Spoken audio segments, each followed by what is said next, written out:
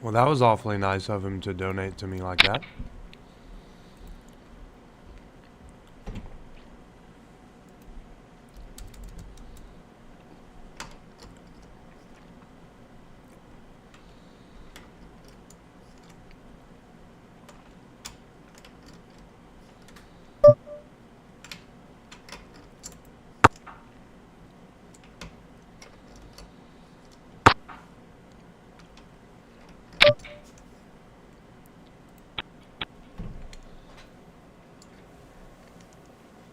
Going from towards the end to where I'm at now. Just trying to see if Verdugo is on here. He's not right now.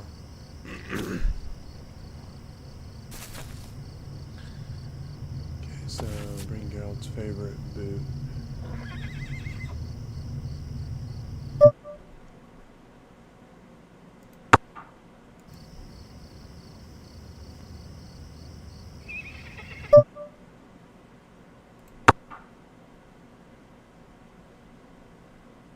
And Radlaw.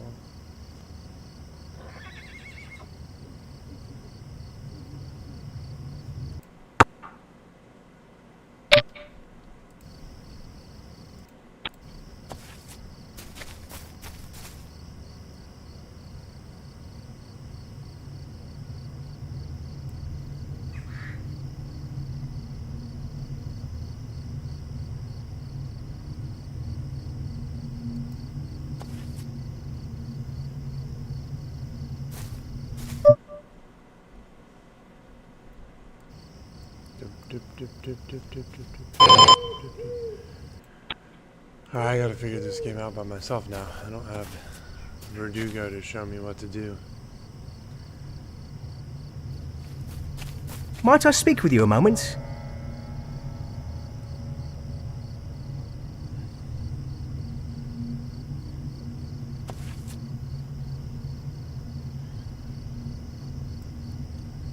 A warg among the wolves. Okay, I see.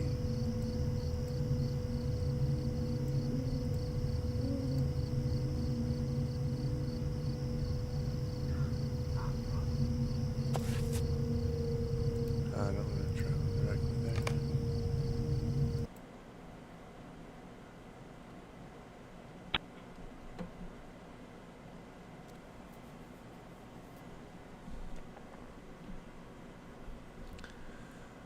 So let's go map.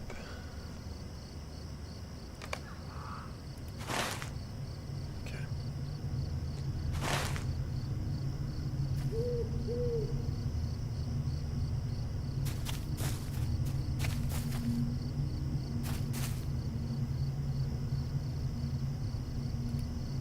A lovely day, isn't it?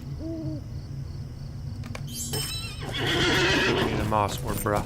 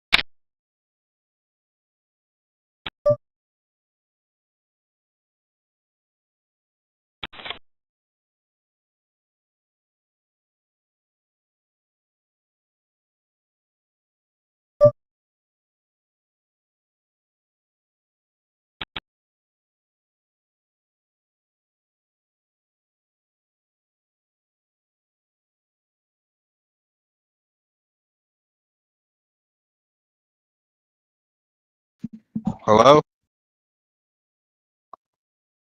Buddy, can you hear me? You're on mute, Zach. Right. Yeah, I can hear you. Can you hear me? Yeah, now I can. Yeah. Okay, man. I didn't know you got on, buddy. Huh? Said I didn't know that you got on. Yeah. Should we play without Casey, or should we make another character where we don't play without him? Oh, well, I don't know. I don't know. I don't know how this game works. How does that work? Should we make another character and play without him and just use this, or? And leave those characters for him. You know what I'm saying? That's just an idea, because I know he's gonna get butthurt if we out level him. Oh, okay. All right. Let me exit game. Let me call him right now. No, it's cool, man. It's cool. Let's do that. It'll give me a chance to learn the game some more without using my character and stuff. Yeah. Because that's what I was doing there. I was like, all right, so now. Hey, now what's up, buddy? Oh, Hold on, Zach. I'm calling Casey right now. okay. Hey, me and Zach are on Lord of the Rings right now. Do you want to get on or no? Are you gonna be home soon? Okay. Well, we're talking if we should make a new character so that we don't play without you, or.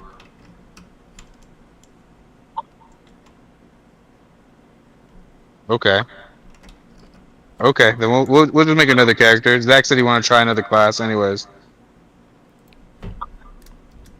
Cool. Love you too, man.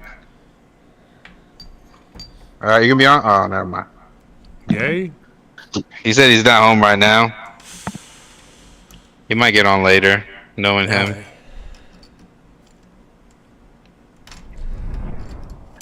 All right, so we're gonna create a new class here. Yeah, whatever you want to make, buddy. I'll make whatever you make. Bro. That way, you don't have to be a dwarf dude, or an elf this time. There's so many options, and you picked an elf. Oh shit, my mic just fell. As I said, you can pick whatever you want. Just let me know what you pick. Man, I want to pick a man. My dude looks dope right here. Already. Okay, what class are you gonna pick? Burglar. Okay. Just because he's on there and he looks dope. Hold on, let me look through him. Captain. What do I think I would be? Oh, a champion. Yeah. Champion's one of the more easy classes. Champion and Hunter are the two like starter classes. Champion is just like a straight up fighter, just melee, and it's DPS. As for like the Guardian that you made was just defense. You know what I mean? Yeah. Well, I like this burglar looks dope, but Captain has a nice ring to it. Yeah. So does Champion.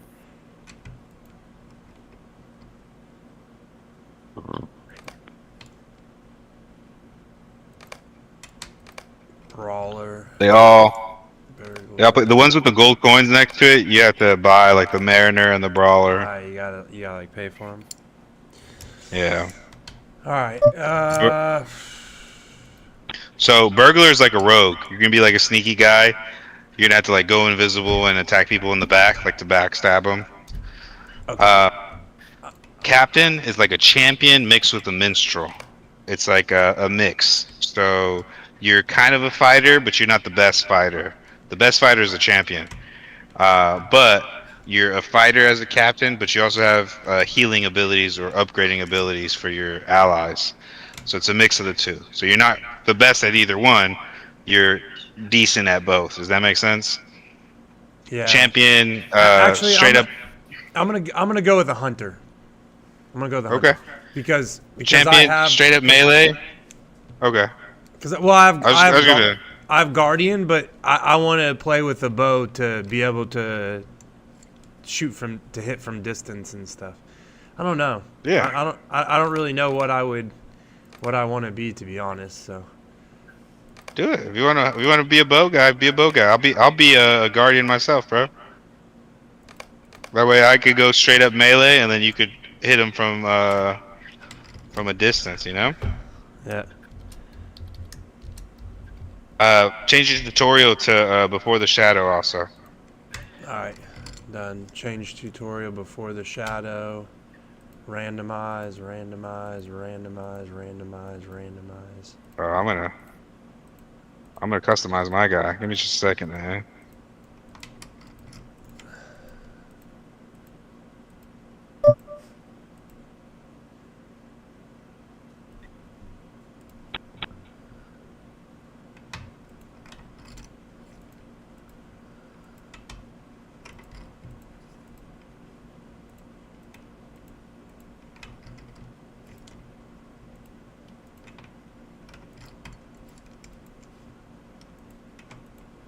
Make sure you don't randomize everything, man. 'Cause you don't want him being having whatchamacallit in his hair, butterflies in his hair. Well, I'm randomizing, and I'm looking at all of the randomizations of the character,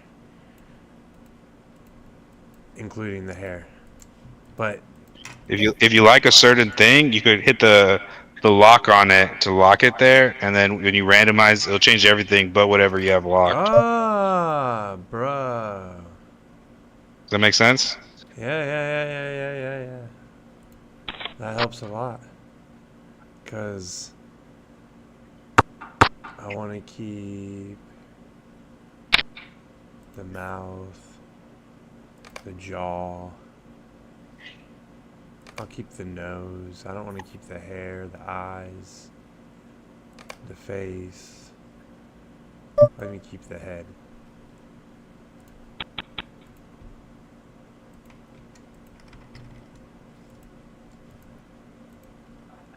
Oh my gosh, no. Number 6. If you look at number 6, just looks like a Karen haircut.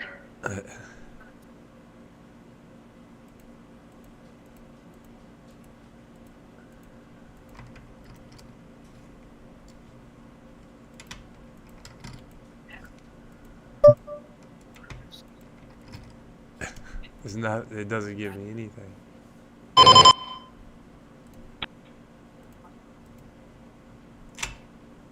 Okay, I'm gonna. Oh, I like that. Okay, I'm gonna keep that, but I want to do hair.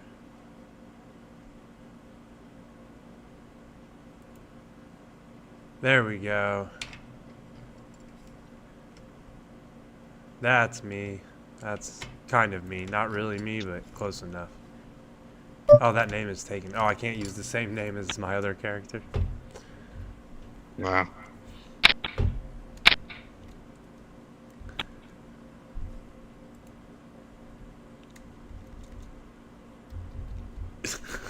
Fine. BummDude. Mine is Verdugo. VRDOOG.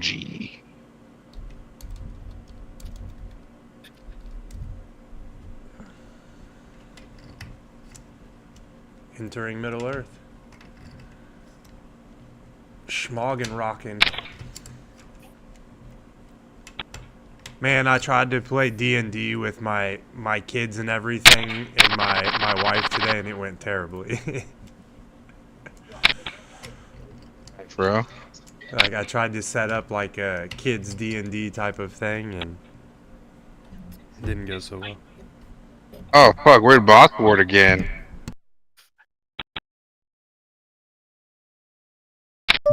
Buddy, hold on. Before we start, Zach.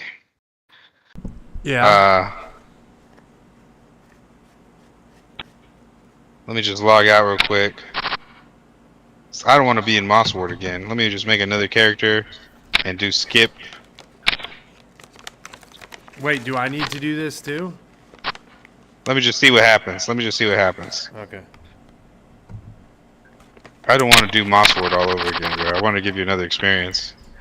But I think that tutorial is just going to take us right back to Moss Ward. So let me just see what this other... Can we just skip the tutorials and stuff now, since I know the basics? Yeah.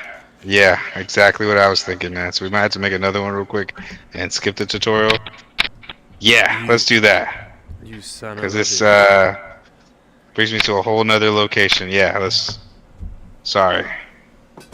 Let me delete this All other right, guy. exit game. Oh no, I keep exiting game. I just need to log out of the Yeah, character that I'm on, not exit the game.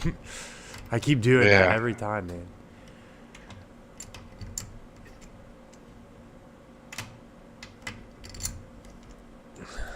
Sorry. So this time, whenever you make your character, underneath the name, change the tutorial to skip tutorial.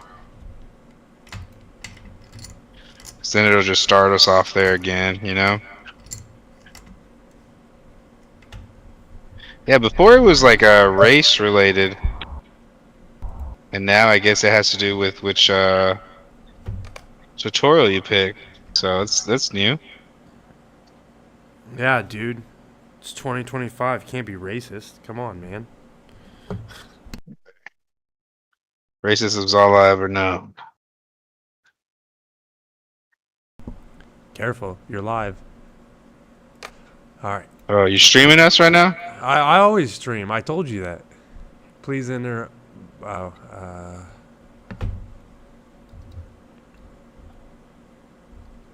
Remember what I said? I'm gonna talk about your buddy Jeff Epstein, the financier. Please don't.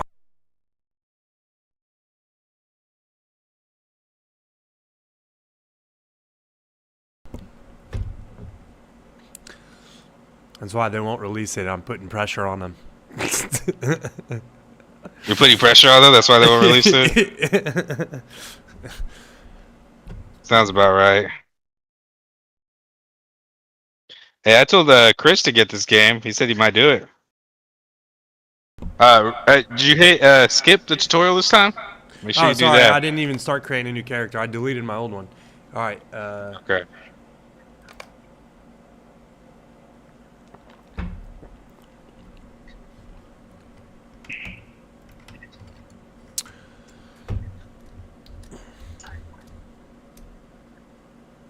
I'm going to change it to Bum Daddy. All right. Actually, I'm going to keep the skin, the head, the face, the eyes. I'm going to change the hair. There we go. Keep the hair. Give me a pretty... Actually, my skin tone I'm going to make a little... Not that dark. There we go. Head, face, eyes, hair, nose, jaw.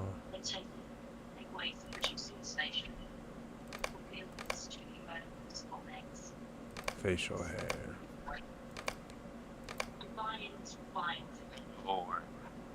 Is that a good name? That's my first name, V for my last name, and then Orn.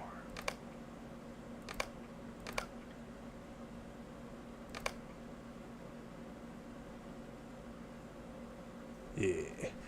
We're Cool. doing it. I'm entering Middle Earth right now, buddy. Are you in the game already? Yeah, take your time though. I'm in. I just finished. Okay, it's gonna just give me a second. I always go to options. I don't know if you've done this. So, are you in the game already? Yeah. Oh no! I forgot to do the tutorial thing. Son of a. Bruh. Bruh. I hate my life, man. I said it like 3 times. Try and be me for a day, brother.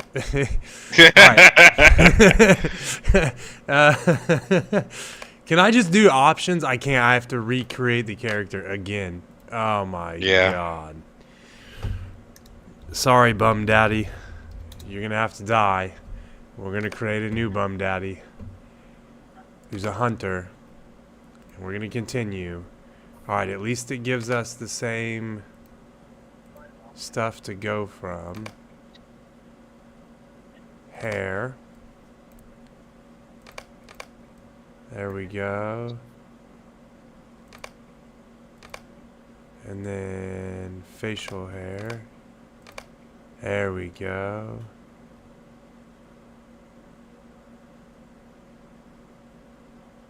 Okay. Oh, almost did it again. BummDude. Change tutorial, skip tutorial. Oh, I can't skip.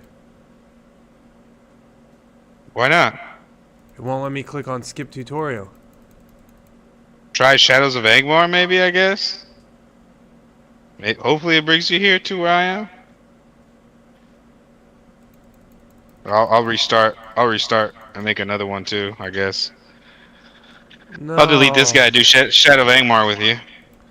I guess we'll try and do that. And then wherever we start, we start. I mean, Alright, I'm gonna hop in. when I skip? Yeah. Start doing it, man. I'll catch up. Yeah, I promise. it didn't let me choose that option to skip tutorial. Maybe it's because Yeah, I haven't fine. leveled up enough or something. Yeah, maybe. I'll make another character. I'll delete this guy.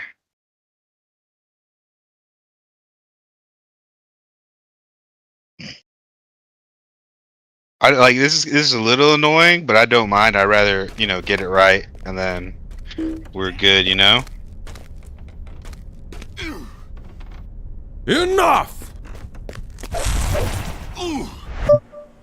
Yeah, I feel you. Come along. We are not safe just yet. Yeah, okay, it's full Come along. tutorial. We are not safe just yet. Oh, you want me to get the satchel? Loot. Oh. Let's put my bow down here, and then let's put my sword down here. Hurry, friend. We must test your will to fight. Combat. Practice combat with Strider. Right click on enemy. Okay. You went Shadows of Angmar, right? Yeah. Okay.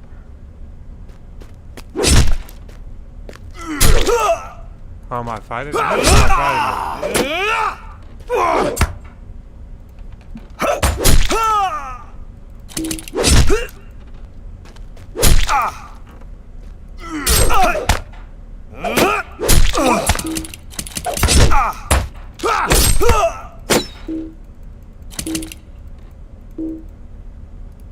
Well done. Let us press on.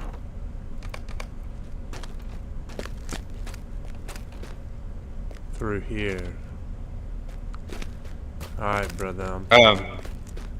Hey, when you have a break, Yeah. like I said, man, I would hit escape, go to options, go to UI settings, go all the way to kind of by the bottom, and there's this thing called UI scale, and you'll see like a plus and a minus sign. Hit that plus a couple times because this game is like from 2009 or something like that, so everything's very, very small, and you could increase the size of everything like that. Is what I'm trying to tell you, so you can read it easier and stuff. UI scale. Oh, I can search. Cool. UI. See what I'm saying? I don't have a UI scale. So just go to UI settings, Yeah. all right, and then Yep. scroll. Just scroll straight to the bottom. Oh, okay. Here we go. I see. Okay. And I can go plus. Yeah, you see?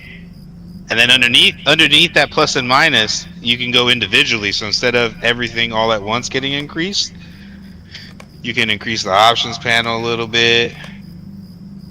You can increase opponent vitals a little bit. Your vitals. So it's just the quest tracker. This is just to help you whatchamacallit, see a little bit. You don't have to. It's just an option, just like I'm saying. I get it. It's awesome. It's cool.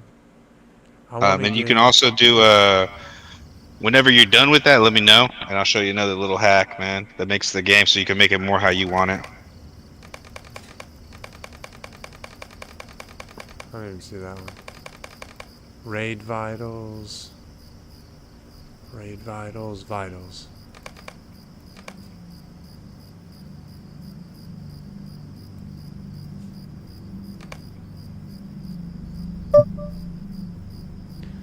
That one I want to make much bigger.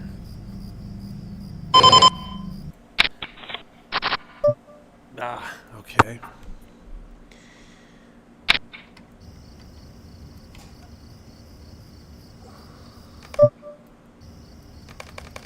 Okay.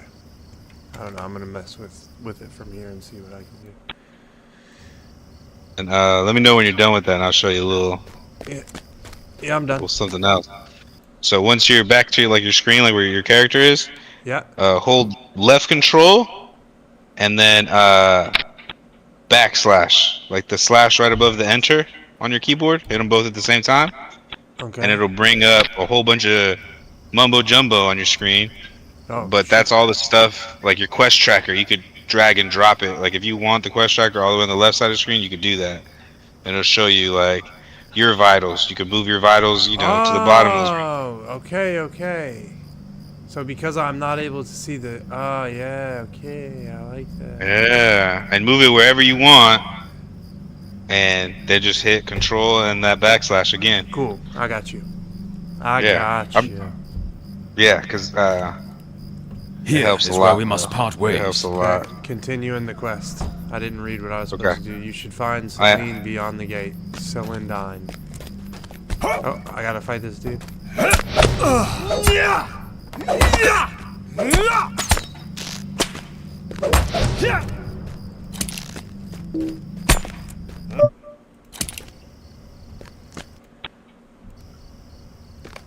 Alright.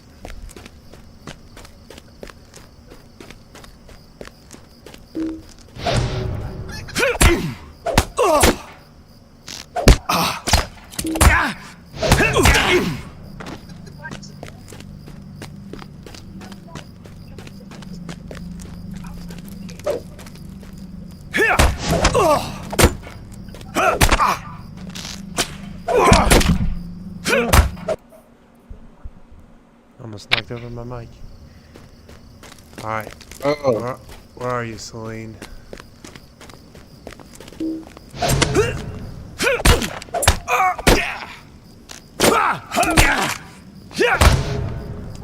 Stinking thief. Good day. Many stories in Middle Earth will unfold before your eyes. Be sure to pay attention to the events and gain insight into your quests. Okay. Thank you. I was starting to worry. Defeat Mundo's captor.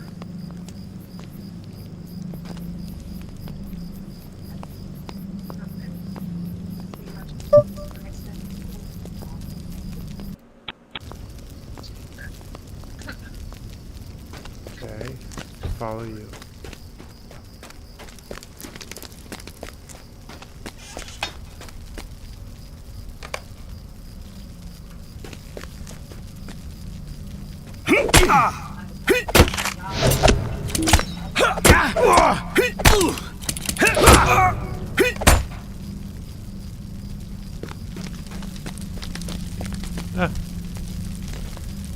Alright.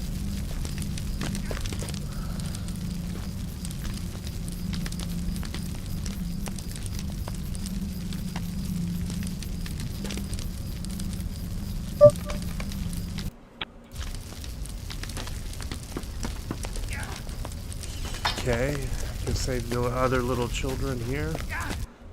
Oh no, what just happened there? That's not what I wanted.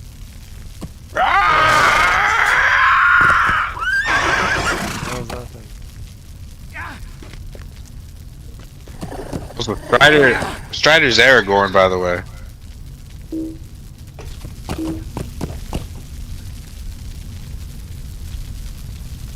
Black Rider.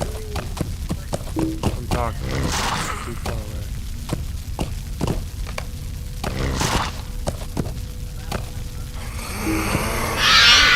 Begone, foul spawn! You will not harm Rider? these folk. Sorry, what'd you say? Talking to the Black Rider. Okay, yeah.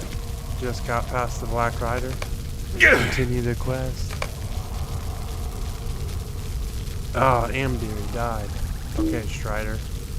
I regret that I was but a moment too late. But all is not... Done.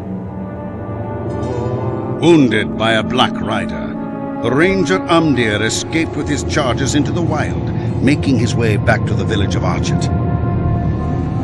There, Captain Brackenbrook, a retired sellsword, has allowed Strider and his companions to stay and take respite from their cares.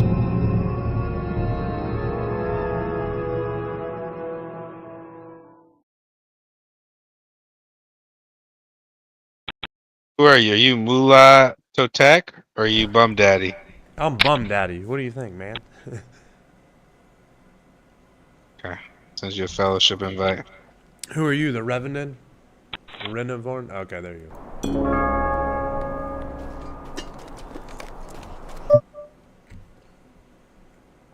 Are we... Are we what? in the same spot? Yeah, No. I'm right next to you. No. I mean, in the world, but we're not. We're in a different. What do you mean? We're right next to each other. We're in Archet now. Okay. No, we're not in Moorwood or whatever it was. Mornwood, whatever. Oh, Mossward? Mosswood, there. Alright. What do we want to do first, bro? Get this quest from Celandine. Thank goodness you're awake. That fellow Amdir seems very ill. Yeah, we're in Archet. Archet.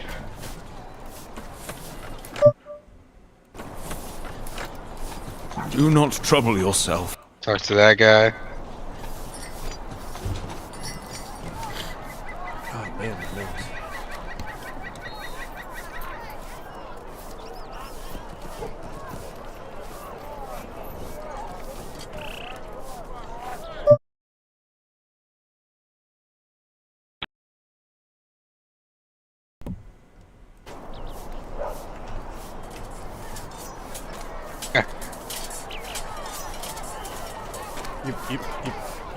Yep. You got that quest from Strider to talk to this guy now? Huh? That quest from Strider to talk to this guy now? Hold on.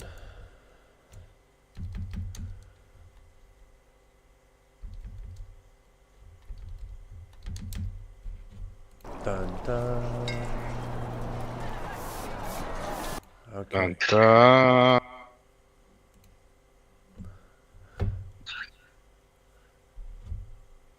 Heidi ho. Okay. Yeah, I've only got one. Intro to Strider's Charge. Yeah, that's what I got. You should talk to Strider, right? Or Amdir, one of the two. I talked to Amber. There are too many deeds to Yeah, be then done. next All to talk to pressing, Strider. and none of them easy. Which one do I want? Scuff. Chainmail breastplate. Perhaps you can help, my friend. And Captain Brackenbrook will not Did I heed go my to warnings. Inventory. Drag this. Or you could just right click it. Okay. Good enough. Oh, I could just right click it Yeah. to equip it. Yeah. Okay. If it's gray, it doesn't need to go in my thing because it's just something that I equip, right? Yeah. It's grayed out. You just don't have anything equipped yet, just yet. We'll get stuff later though.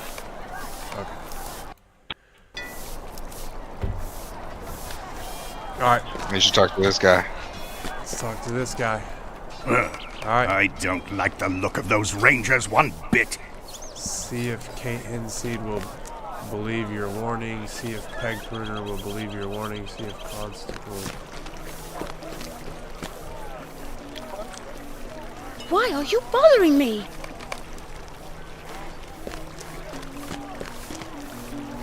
There's another? Yeah.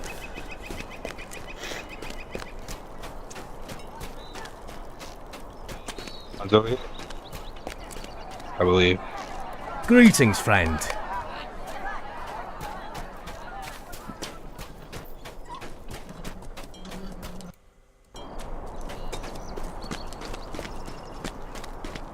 Then we gotta go back to Strider.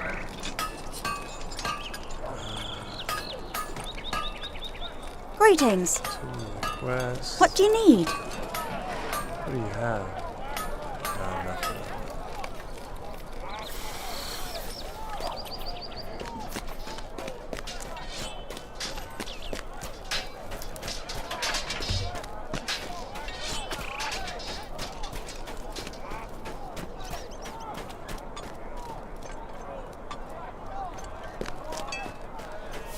Alas for peaceful folk Hey, everywhere. nice chess piece, man. It is an enormous task Thanks, to bro. It convince doesn't them really go with my that pants, evil but- people with evil intentions will Get there. commit evil deeds. Later in the game, man, you can equip stuff just for cosmetics. So like, if you like Before the you way try some to armor fight, looks, you must learn you can the have it skills you just for learned the from looks. trainer.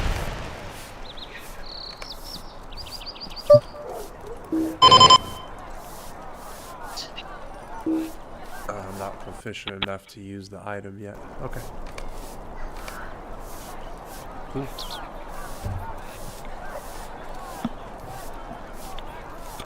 Taking a bite of some food. Thinking about getting some food for myself, but I'm kind of hungry.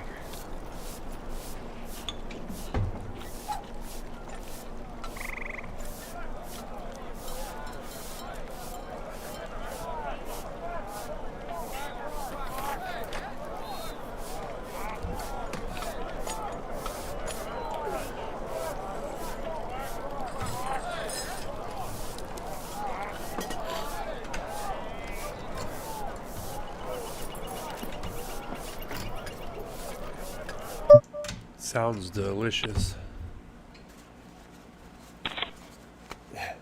Said you were thinking about getting something to eat, and I immediately just thought pizza in my head. I'm like, that Nice. sounds delicious to myself. It does sound delicious.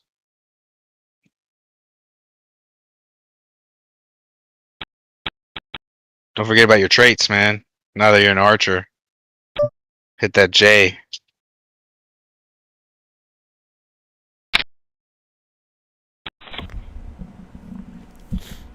Oh yeah, the J tree.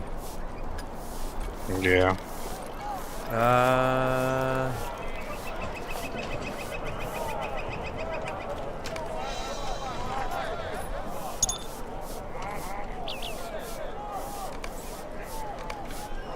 Cool.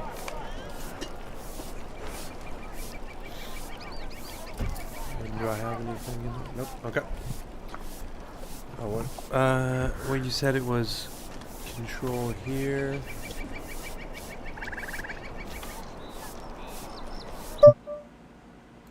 No. Control here. Good. Okay.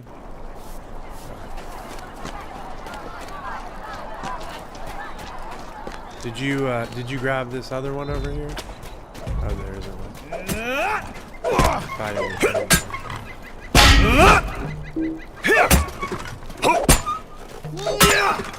Like a dummy.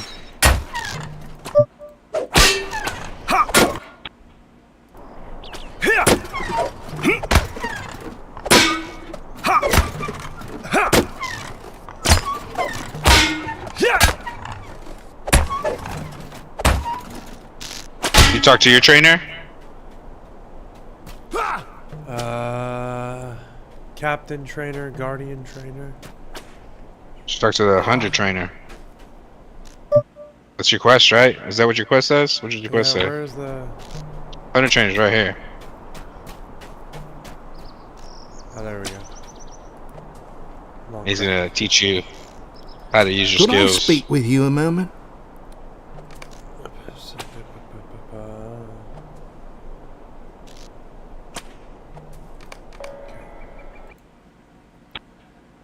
Cool. That's good. What do you have to do? What does it say you gotta do?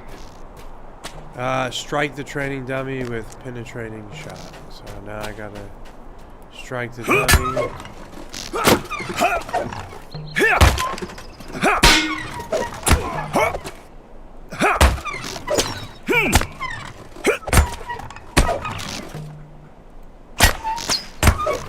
Okay, I hit the dummy with penetrating shot.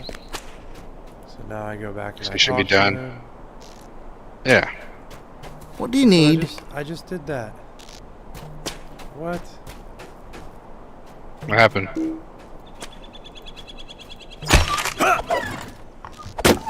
I think you have to shoot it with arrows. Step back. Yeah. Well, So now you're doing melee? Well, I mean, I did shoot it with this, right? That's what Penetrating it shot? says, penetrating shot, and that's what I'm using.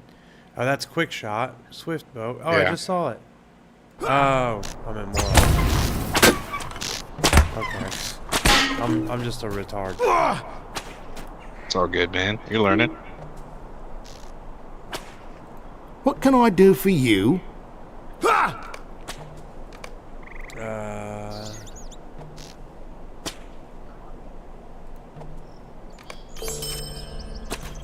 Then I want that. I want that.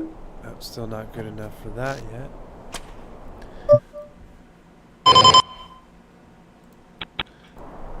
Okay. Talk to Strider and our. We're on to Strider. Gotta go back. Yeah, we gotta go back. Alright, let's go back.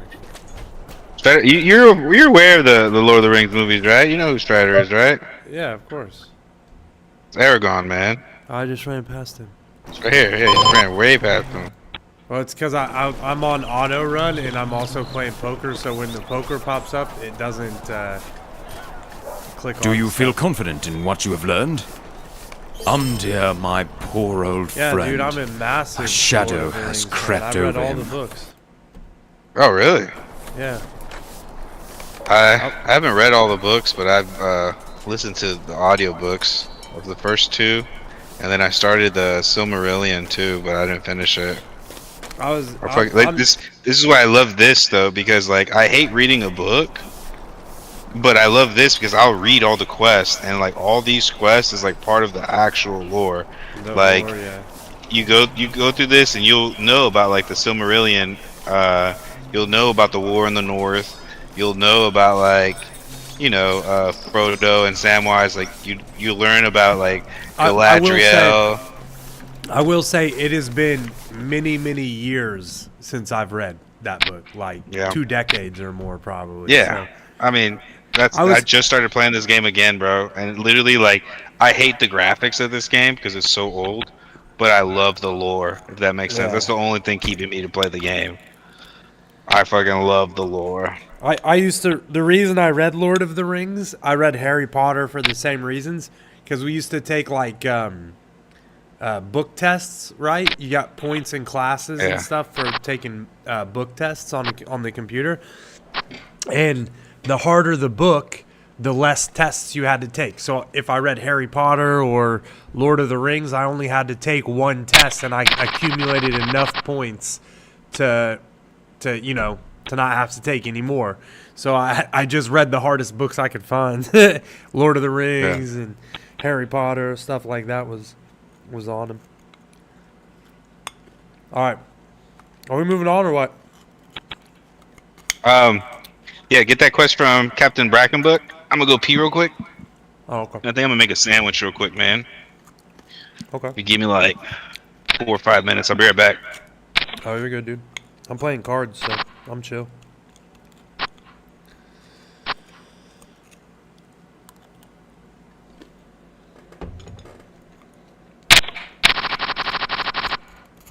Pretty much out, but...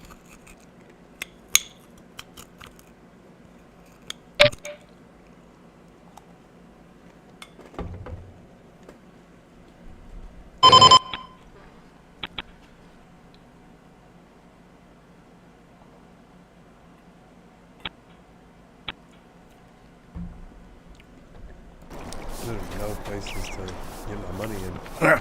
I don't like the look of those rangers one bit.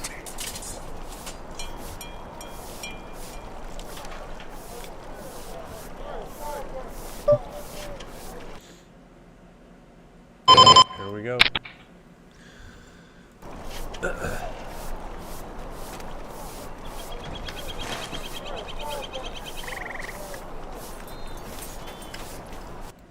Oh, we got a call with an ace and a 6. The fact they have a 6 is good. Yeah. Oh wow, we hit the 4th 6. We're still in it.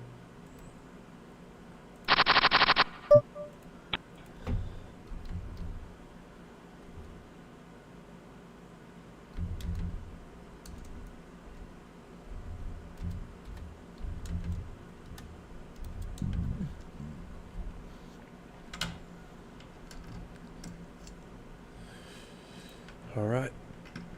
Let's see here. Oh shit, underwater.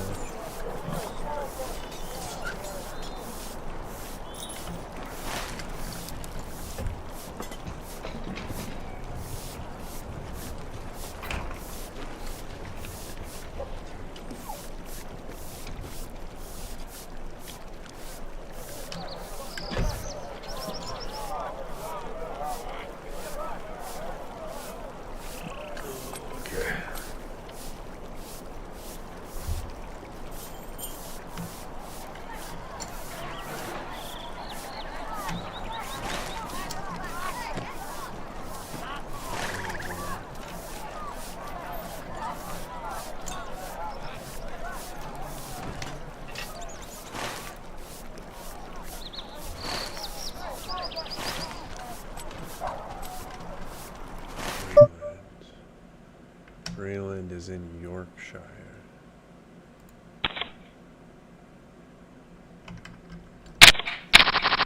Breland is in Pyradol. Pyradol is here.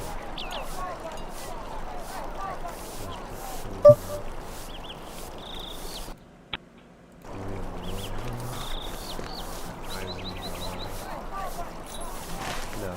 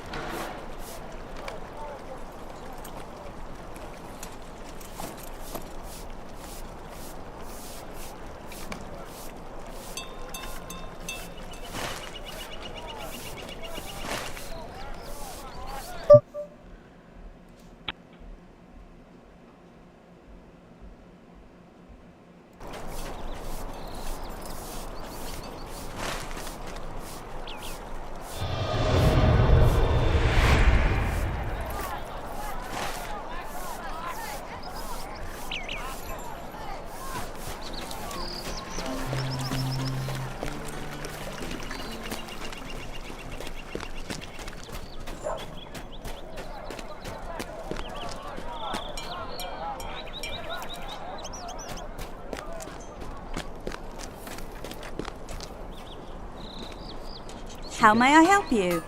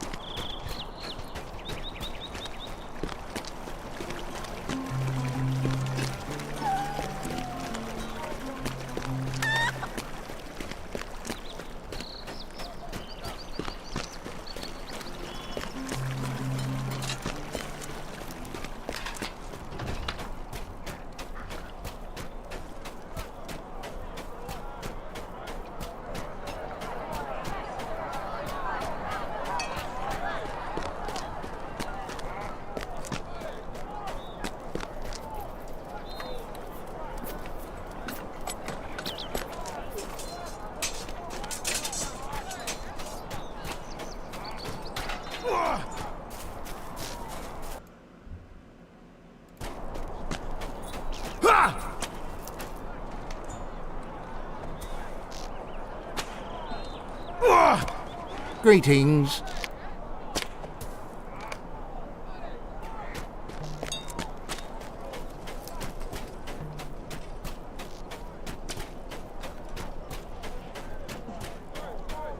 go,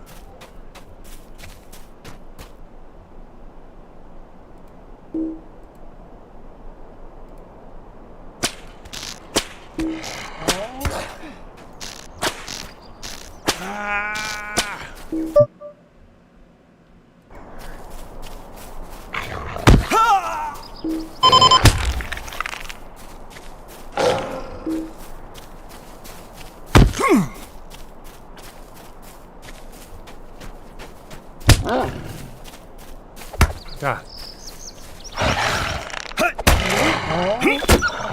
Oh, yeah. So stupid.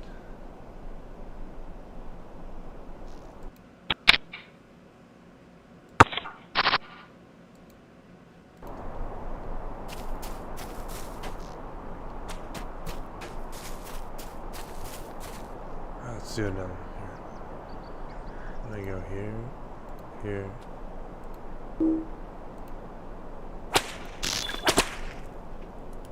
Oh, nice. Double shot. Double tap.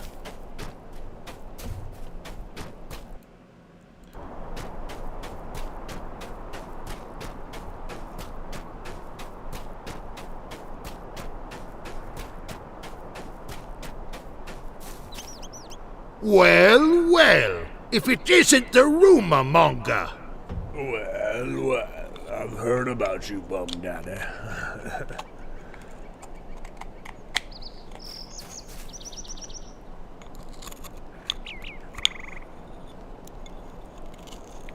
All right, buddy, I'm back. You're back?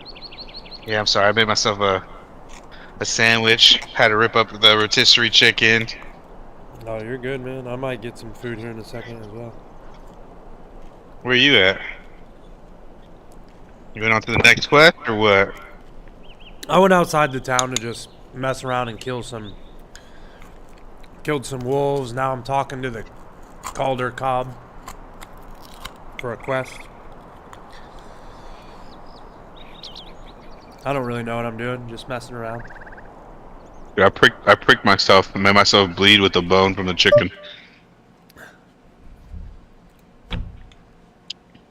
Shouldn't be playing with pricks, man. All I do is play with pricks. You wouldn't get pricked.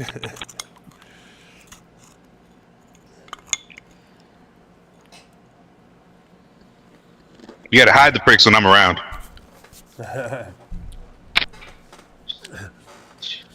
It's funny, I saw a commercial the other day with that dude. Hide your wife, hide your kids. Yeah. He's doing well, apparently. Like, really well. You talk to this guy and get his quest? That's what I'm doing right now. Okay. I'm trying to get chocolate right now. Okay. Do that, man. I'll take another bite of my chicken. It's just not working out. What kind of chocolate we talking about here? Well, it's Nutella with M&Ms in it that I melted down. Yeah. I was going to use to help my son make some chocolate thing he wanted to make. But it ended up not working out because it's not really the type of melting chocolate that we needed. Yeah, it's like too much milk or what, or too much cacao that you can't melt it or whatever. I guess so, yeah. I have no idea.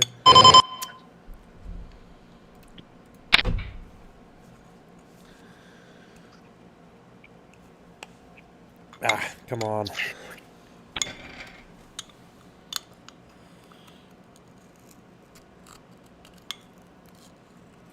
There we go.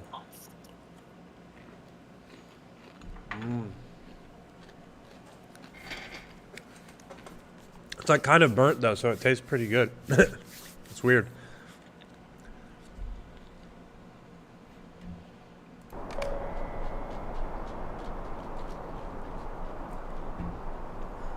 I think kind of burnt is a good flavor, bro. Like everyone likes the chicken a little crispy on the outside. You know what I mean? Yeah.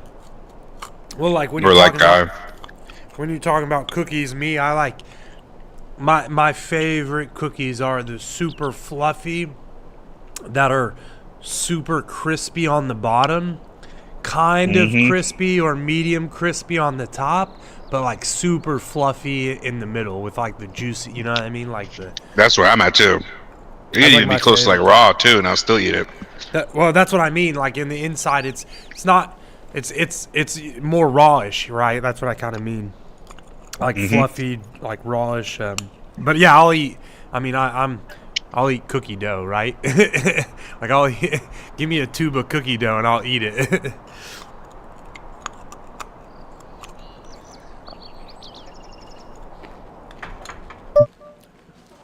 Sugar and that stuff is my ultimate weakness. Yeah, I'm not much for sweets, man, but anytime it comes to baked goods, I like. So cookies, I'm there with you.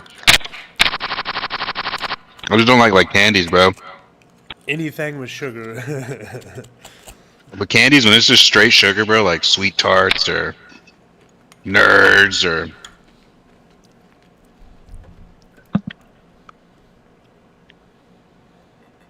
I just never like.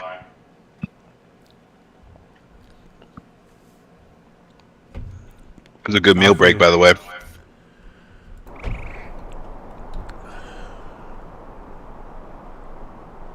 Middle Earth's dying. We're just here, just eating.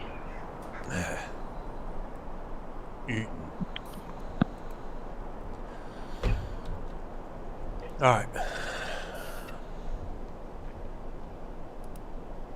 Almost done. You got that quest from Calder Cobb? Yeah. Sure do.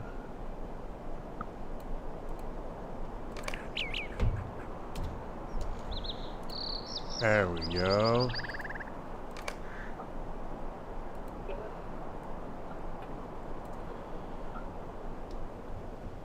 Oh, dang it, you sneaky son of a... Talking about. I'm playing cards, and... You winning or what? Hey, what'd you end up winning last night? You were up like $1.25 when you got off. Yeah, I won like in total last night. I played $1 tournament and I lost, and then I played $1 tournament and I more or less doubled up. So, 1.5 times. So I gained like $1.50 or something like that. Is that how low the pools go, bro? $1? I might play with you one of these days. Dude, I wouldn't mind gambling. This gets it down to like it's just $1. Dude, there are like 25-cent tournaments and stuff. Like that's why I do this, because a lot of people think like, oh, you play a lot of poker and you gamble and stuff. But like, dude, I literally play like $1 and $2 tournaments most of the time. Like the big tournament I'm playing in tomorrow, I paid 33 cents to get into that tournament, and it's like $100 or over $100 ticket to get into it, and I paid 33 cents. That's how I play, because like, yeah, the chances of me actually winning like 100,000 tomorrow based off of 33 cents is very low, but like it just takes one time, right? So. Yeah, not just that, I like the premise of playing cards. I always like, just being with the boys, drinking beers and playing cards. But I've never been a gambler because I'm not gonna spend hundreds of dollars gambling. But if it's $1 to play a whole game, dude, I'll play. Well, I like to do this just because, like we talked about, it gives me, I enjoy playing poker, like we had said, but and I studied a lot of it. So for me, playing like games like this and playing poker is at the same time is really cool, because like you said, it's playing games with the boys and shit. It's just like a game night, right? That's what I'm saying. That's the best premise of it. Yeah. And this is the reason I agreed to do this with you play the games is because I can do both of those hanging out with the boys, and you guys understand like I'm also doing another thing as well. So like, this game ain't that serious. All right, buddy. We're just fucking around. We gotta go get 4 Kings foil leaves and do a quest for Calder. You wanna go kill these wolves over here? Yeah, where they at? It's the white wolves right here, right? I think they're. Yeah, there's one right there, but there's more to the right. We keep going. Kill this guy.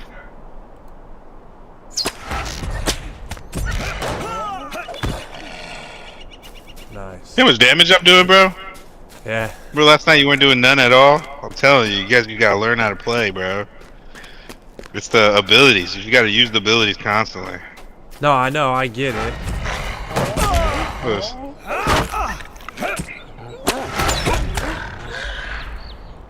I get it. I started getting it towards the end of it. You've gotta kind of pummel those abilities as you're fighting. As soon as they reload, you gotta start clicking it again. Click up again, and you can use your numbers 1, 2. And if you put them in the action bars, like if you click on one of your abilities in the action bar and hold it, and just drag it up just a little bit over the action bar, you'll see that there's like 3 more hidden rows of action bars too. Yeah. I've got one in there right now in my C1. So C1 would be like you hit control and then the number 1. Yeah, I get all of it. It's just a lot to do when you don't do this very often. Yeah. It's trying to teach you as much as I know, bro. Here's a king's foil right here. I'm getting ready to kill this wolf. There you go. There you go. See? You almost one-shot that bitch. Now you're getting it. Use the abilities. Use the abilities. Make sure you grab that king's foil though. Oh my god, where am I going? I'm facing the wrong way.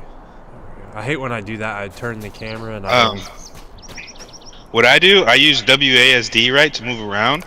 Yeah. But then I click and hold the right click to move. So like I'll be like holding W and then just click and hold right click and then I move left and right really fast if I need to move quickly. Does that make sense? Yeah, I got you. Like, hold on, give me a second. I'm in a hand. Okay. What you got? Ace Jack.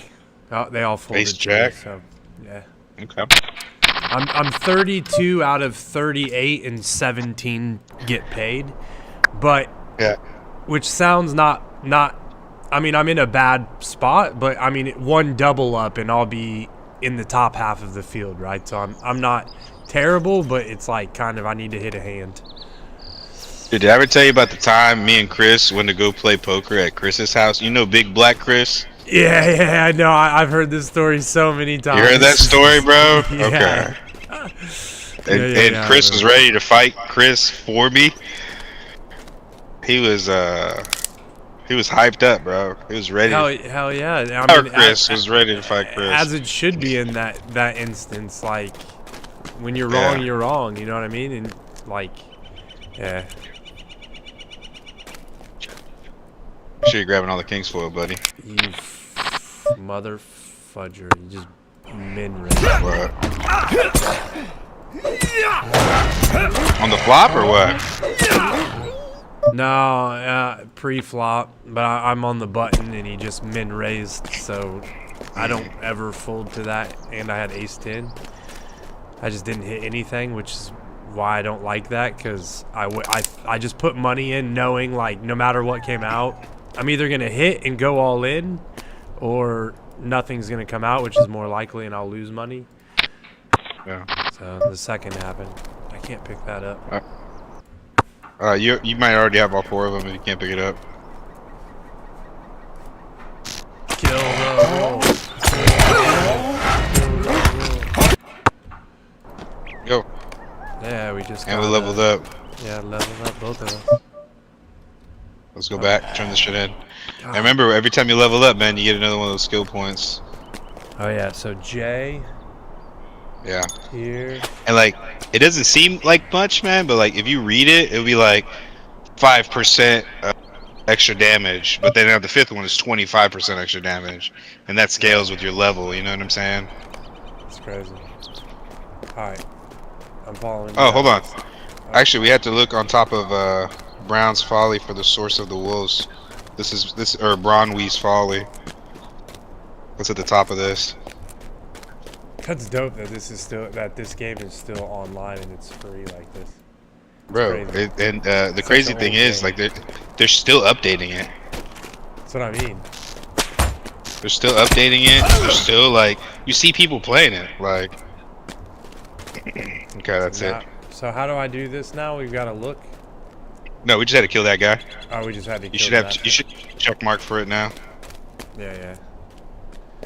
I need to remedy the old quest for the Calder. Oh, Pocket Kings.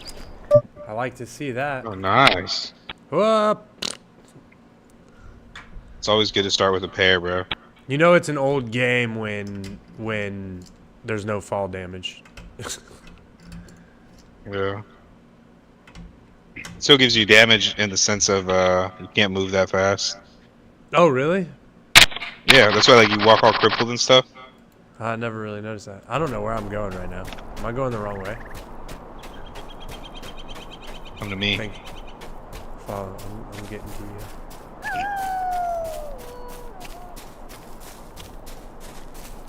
You're invisible. Yeah, You're invisible to me right now. What about now? Can you see me now? Yeah, now I can. Okay. You did that on purpose? No. Oh, okay. Your draw distance on your graphic settings probably just low. So like if I'm really far, it just like it makes enemies or me invisible, so that it's not too demanding on your graphics card. Impossible! A weakling like you defeated the Wolf Master? Yeah, my dude here just one-shotted him. What do you mean, impossible? Oh, yeah. I'm gonna go back to Strider now.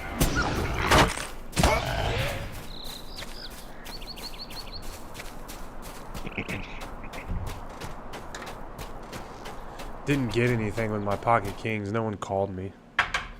Son of a monkey. You didn't get a third king pop up? No, they didn't call. No one called me, so I didn't even get to. Play the hand. Let's go, Strider the Rider. Calder Cobb is a traitor. Danger has found you earlier than I predicted. I cannot decide which is more dangerous right now. Calder Cobb's treachery, or the ignorance of Captain Brackenbrook.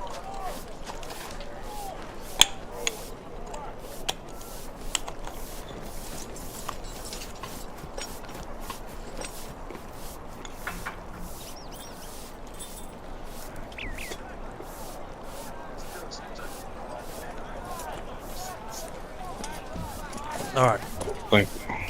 Playing poker still? No, I was getting some more chocolate and taking a drink.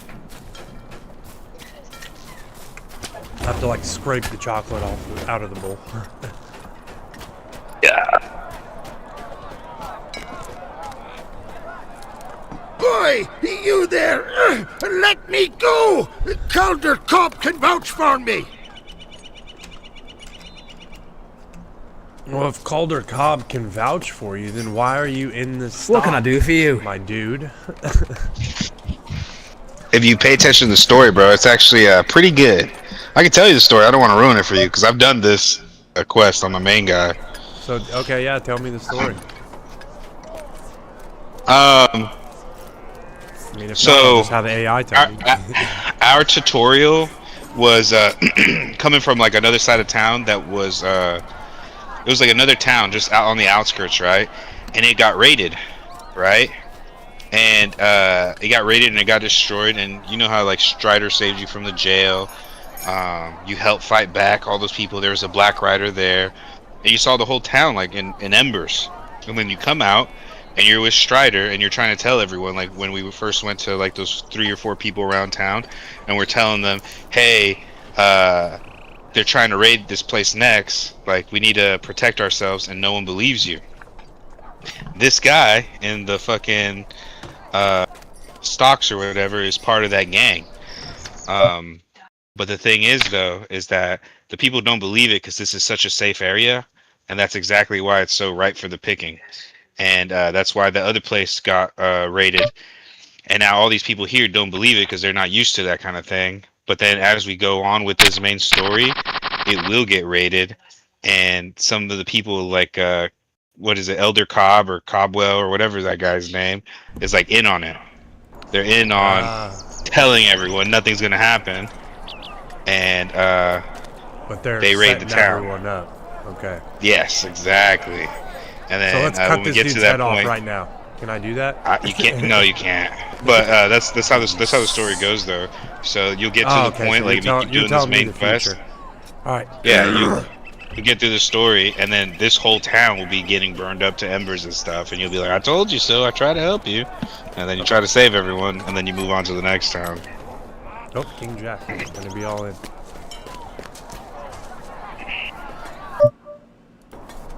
How can you say this? Calder Cobb has been loyal to me since he was a boy. Here we go. So you can read this right here. I'm all in. So that guy said, "Oh yeah, they're gathering around." So now we're gonna go to the south, and we're gonna see that they really are gathering around. Oh no! Oh, I split. Does that make sense? Sorry, I wasn't listening. What'd you say? You're good, bro. Nah, you hate me, man. I was in the middle of a hand. I won the hand. Well, I split the hand. I split it with another dude, but I won some money. Yeah, go ahead. Sorry, go ahead. You're good, man. Turn that quest into Captain Brackenbrook. Yep. And then there's 2 more quests right here. Captain Brackenbrook. I took him. I know this. Dear looks so changed since last night. Brandy Buck. Hey! Sackville Baggins. Sack balls here. Hit that quest and let's go. Let's venture out, man. Let's go do this quest now. Let's do it.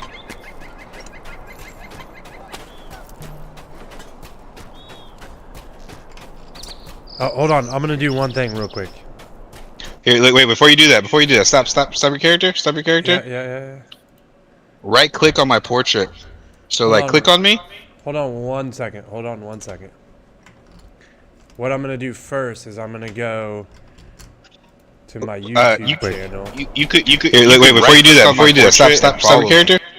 Huh? And I'll run, and your character will follow me. Is what I'm trying to tell you. Oh, okay. So while you're doing. Sorry. Okay. While you're doing what you need to do. All right. So right click on you. So click on my character. Okay. And then on the portrait that comes up on the top, right click on that portrait. And then you'll see follow. Got it. Click follow. Okay, I'm following you, my dude. Let's go. Yeah. Oh, that's awesome. So now you go do. I'm gonna use that do whatever feature you a want lot. to do. Yeah.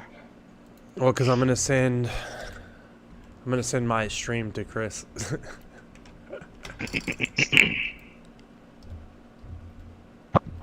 But yeah, let's get Chris in the stream, bro. I'd be sick.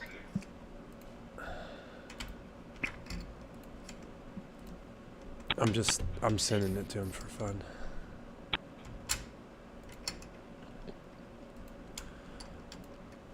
You don't have to fight, by the way. You should just keep following me.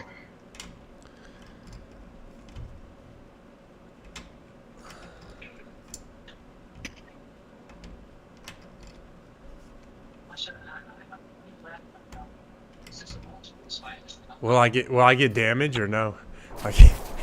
I mean, you can, but I'll protect you. Oh, here we go. Another all in.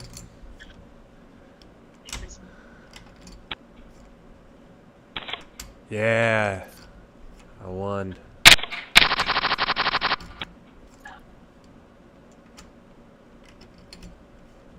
Another all in.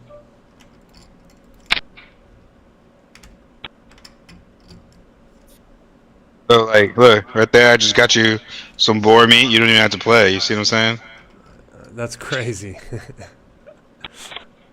I could just... I wonder what level I could get to just doing this. This is how I play every night. I'll just log on. Whenever you log on, I'll log on, and I'll just attach my character to yours. That's fun, though. And then you just level me up. Well, when I do play, it'll be more fun, because I'll be higher level.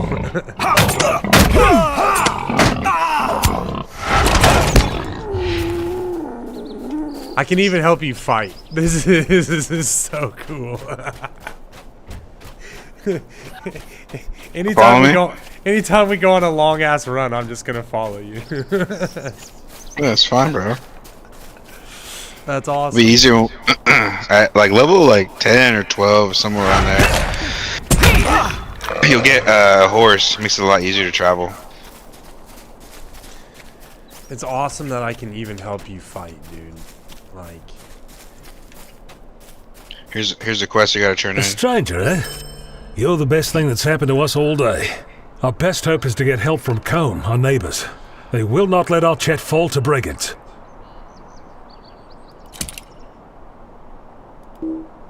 still can't put on all that stuff yet.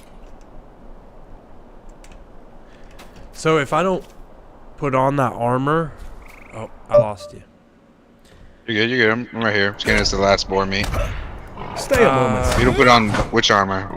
If I don't put on the armor, the white sell it. sleeve, this one, do I not get the armor power, or I have to wear that armor? You have to wear the armor to get the stats, but you also have inside of if you hit C, right? So Yeah. hit C to bring up like your character panel. At the top you see equipment, and right next to you see cosmetic outfits. Ah, okay. Right there. If you want a certain look, you can drag certain armor or pieces or weapons or whatever into these slots, and they will cover up whatever armor you have. So it'll look like one armor, but it'll give you all the benefits of whatever you have equipped. Does that make sense? Yeah, I got what you're saying. But I don't have anything right now to put in there. Yeah, not right now, but you will, man. Okay. So I have to just go with this color, this crappy armor. For now, yeah. Alright. What are we doing next? Oh, what can I get from her? Did you get these two quests right here? What You can turn I in this do quest for to you? Cal Sprigley She doesn't have anything interesting either. and Will Wheatley. Alright, come on. You wanna go and follow again, or? Yeah, I'm on you. This is such a cheat, dude. This is such a cheat. It's not like people that cheat on poker. I'm though. literally riding your coattails in this game. Yeah. Got the exact same cloak. Yeah, we do, huh? Holding on to it.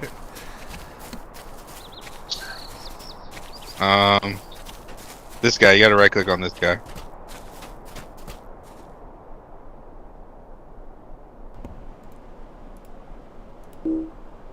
These guys, It says he's already in use. oh, now you should be able to do it. These guys were trying to save the farm, and they chased off the guys, but as they were chasing them off, they got killed. And they just want to know where their bodies are. So that's what we're doing. We're finding their bodies. Look how nice and beautiful these trees are. Oh my gosh. Oh my gosh. Yeah, actually, this is. Oh my god. This world, even. You just had him die. Not able to use the die emote yet. Did you right click on that guy? You got him? Yeah, I got him.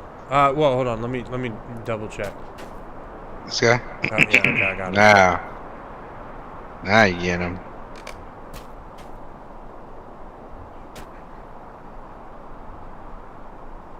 Okay. Now there's one more over here. Oh, you also need these bilberries. See this bilberry bush right here? And you see, these are the black wolves. This is the gang that's like getting prepping to attack the town. Does that make sense? Yeah. Yeah. You got the berries though, so I can't. Oh, they disappeared for you? Oh, who's hitting me? Someone's hitting me.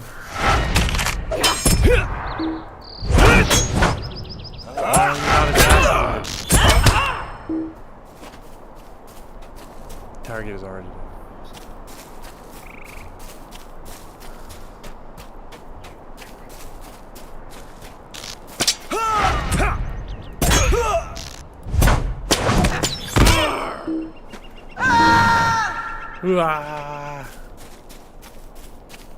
Here's the last body that we're looking for. Yeah. I'm examining the lifeless body. You got it? Yeah, I got it. Okay.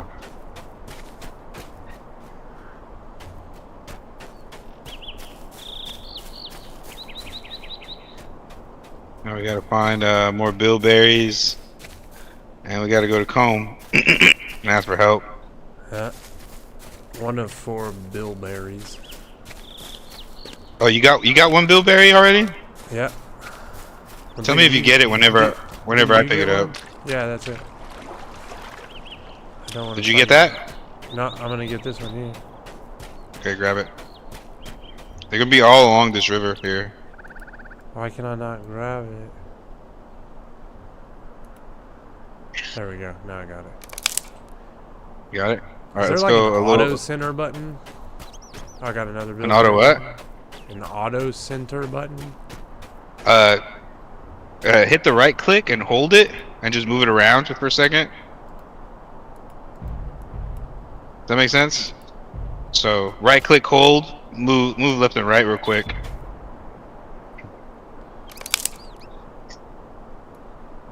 Does that make sense?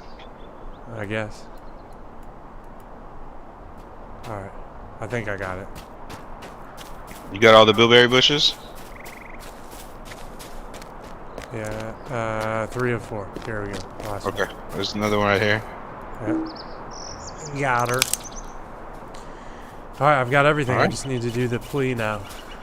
Alright, So come we on. need to go back to the town. Here, you wanna follow me? It's a Hey, long just- run. You can just keep going. Okay. I can do it. I can do it while you're moving. Okay. I'm gonna get efficient at it, so you won't even know when I start doing it, or you'll know because I'm following you, obviously, but you won't have to wait for me.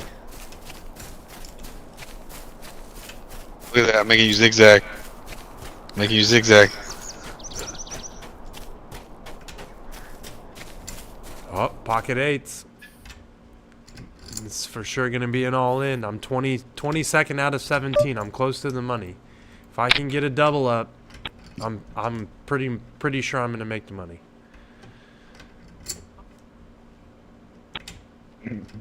It's only a $2 tournament though, so. That ain't bad, man. I'm just practicing for the big one tomorrow. Dude. I wish I made money like Chris, bro. That guy's good at gambling. He asked me to go to Vegas. He'd be going to Vegas like crazy. He's like, hey, come to Vegas and I'll pay for everything. I'm like, bro, I don't even have money for the flight. Yeah. Like to be doing shit like that. Yeah, He's it's just crazy. always ready to go. Do I need to get The one only of these gate is guys? blocked. No. These are the black wolves, you see? Okay. Best run home, little fool. Enjoy your day. It'll be your last. See, these are all the black wolves getting ready. You following? Yep. Yeah, man. I'm just not. I know that money can be made gambling, like obviously, but it's super risky and it's super addictive, in my opinion. So yeah, like you could be good at it and be good in winning, but what happens is a lot of people get good in winning, and then when they go on a bad streak, they just lose everything. You know what I mean? Yeah. And it's not like that is necessarily what's gonna happen, but that's like my fear of myself is like, okay, yeah, I'll start winning like a bunch of money, but then all of a sudden when I start losing, I'll continue to throw money at it and lose more than I How can I be of service?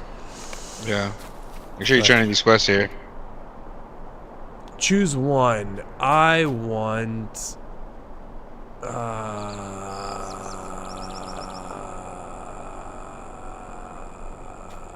honed dagger. And follow me. This cannot be. I must write to quest. Brackenbrook at once. Follow me. Okay. We're good. Alright, so if I go inventory, right click on that one, inventory. This is cool because this allows me to look at like my inventory and my stuff at the same time. Yeah, while you're running. Yeah, it's just so cool. Yeah. All right, 19th out of 23. We're getting close to that number 17. You just trying to get 17th place? Not that I don't try and get, like, I don't just try and cash. I do a mix, right? Like, I just want to cash, but I also want to try and win. So if I get good cards, I'm going to put all my money in the pot, right? Yeah. But I try and play more conservative when we get closer to the money like this and I'm a low stack, right? So just like this, the largest stack just raised and I just pushed all in with ace 10 offsuit. I probably got the worst hand here, but like he's got ace 3, so I've actually got a better hand than him right now. So as long as he doesn't catch a 3, he doesn't, I win. I just doubled up, and now I just went from 19th to 13th, so I'm now in the money. I'm in the money, but I almost 2.5 times my money right there. So that gives me 2.5 times, 2.5 amount of time longer. Does that make sense? Yeah. That's how I look at it, like percentages and shit. Did you just do stuff here? Hold on. Yeah, it's showing all these quests right here. Hey. Lovely. To these two, and then the other one. Cheer on dear right up. What have I done? You cannot fathom just how wrong I have been. Do not despair. You have done well. It's always nicely. okay. So if they have the to munch fire on for over a bit, them, at least. then you've done This this. tea will help turn in. Amdir feel Yes. better. I just know it. I just now noticed. Now you're that. getting it. Yeah. Now you're getting it. If it's blue, I'm on the quest. If it's gold, I can do the quest. If the ring is on fire, oh, I need Admir. I thank you, but I have not the stomach to drink this now. Once you're done turning everything in, let me know. The only quest I have is Intro, the Exiled Hunter. I have a gift for Admir, but I just gave it to him. It's right here. I know, but I just gave it to him. Do I have to do it again? Well, if you click on him and do that, then you have to turn it back into Celandine. It doesn't do anything for me. Well, yeah, look at Celandine. Does she have a ring over her head over here? Return to Salamine. Oh, yeah, sorry. Yeah, you're right. Did my tea perk him up? I knew it would. And you leveled up. Don't forget to hit J. Yeah. Okay. All good. Man, I'm hungry. I might have to get some food here in a second as well. You gonna pause and go get some food, bro? I don't know what I want yet. Well, no, I can't pause and get some food yet because I'm in this poker tournament, so. Okay.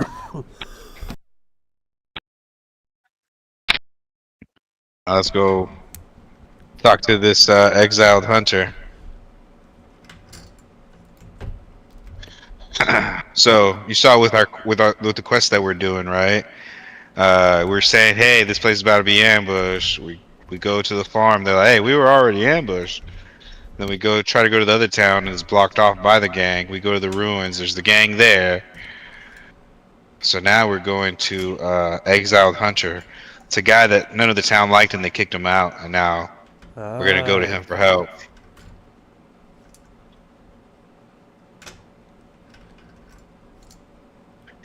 See, told you, man. The story's pretty good, bro. Like, and this is just the intro. This is just teaching us how to play. Yeah, no, I like games with stories and stuff. I like it. It's just hard for me to play games like this. Yeah. Over long stretches of time because I just like to dedicate time to other things, and these are pretty intensive games in my opinion. Like you have to always, you have to be leveling up your character and doing all these things and shit. Which is really you don't have to get on. You could just play. You know, you play really heavy for like a week or two, and then never play for another year or two. That's what I'm doing. I'm taking a break from racing and I'm playing poker and other games. So this you actually asked me to play this like right at the perfect time. Perfect timing, bro. And you said it was free, so that makes it even better for me. Yeah. Here's the guy, John Brackenbrook. Nate Whisperwood, John Brackenbrook. Intro the Exiled Hunter. I presume you're here to bring me ill news from town. Men and beasts and trees alike, let me guess. My father has not the wisdom to observe such things, so you heard of his exiled son and came to me for aid. Come then, out with it. I desire to hear what you have to tell. All right. I don't really have anything to tell you, my dude. Oh, I get to pick one? Scuffed chainmail, bagged leather shoulder straps, Calder Cobb has shown his true colors at last. oh wow. I've got a ring.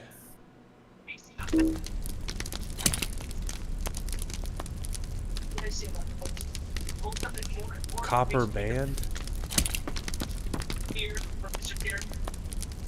Fried mushrooms. Oh, pocket queens. I'm 13th of 20. Did you get that quest called the Little Extra? Yeah, I got his quest. No, I got Into the Shadow. Where's the little extra? This guy, John Brackenbrook, he should have a quest called a Little Extra. It says unlock. Oh, I have to pay for it. Click on it. Maybe you have enough points. It says no. It says I have to pay 10 coins to get it. Yeah, you might have 10 coins. No, I don't. That's what I'm saying. So go to the bottom. Go to the bottom right where it says Lotro Store. You see that on your toolbar? See where it says Lotro Store? Just click that one time. Yeah. And then the top right will tell you how many coins you have. 10. All right, you have enough to unlock it. Wait. What? That's a mount. That's a horse, bro. But when I click on it and I click unlock. Oh, I won the hand. And I click unlock. Unlock. Come on, Lord of the Rings store. Open up. No, it doesn't do anything. Oh, here we go.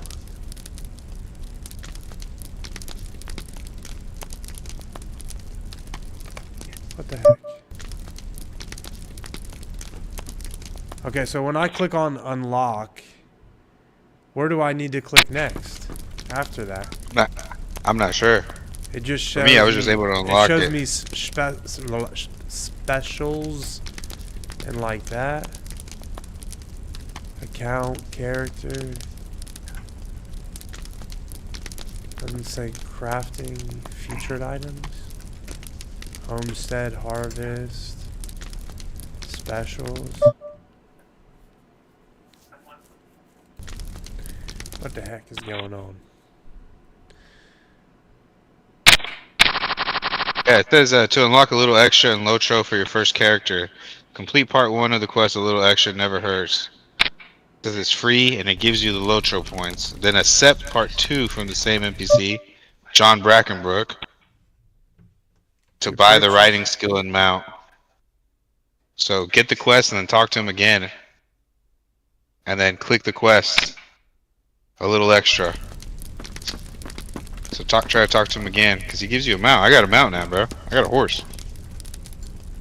It says to purchase this quest, click on the button on the lower left side of the quest dialog window that says unlock quest. This will bring up the web store interface. From there, you can choose to spend Lotro points to gain access to the quest. You can use the store for a multitude of purchases, including access. While a little extra never hurts can only be completed. No, it can only be completed once per account. This quest, a little extra never hurts. So it says that I can unlock it, but a little. You tried talking to John Brackenbrook again? I got it. You got it? Yeah, I had to go search it, and oh my god, that was a pain in the butt. So then if you hit K, there's active skills, passive skills, fellowship, and mounts. It should be under your mount skills. And you can drag that skill onto your skill bar, so when we're outside, you can you can mount your horse. Okay, so now I have my horse. So now I can go K.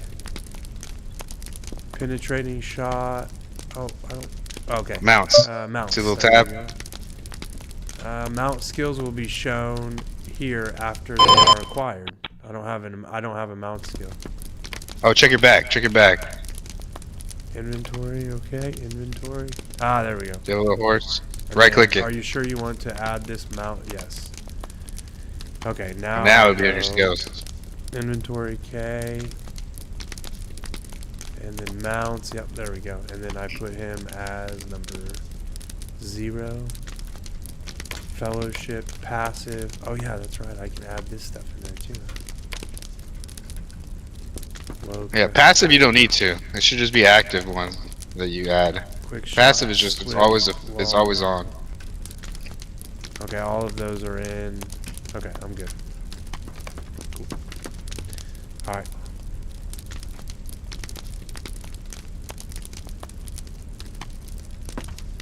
All right, you ready? Yeah, I'm following you already. Let's step outside. Now mount up, bitch.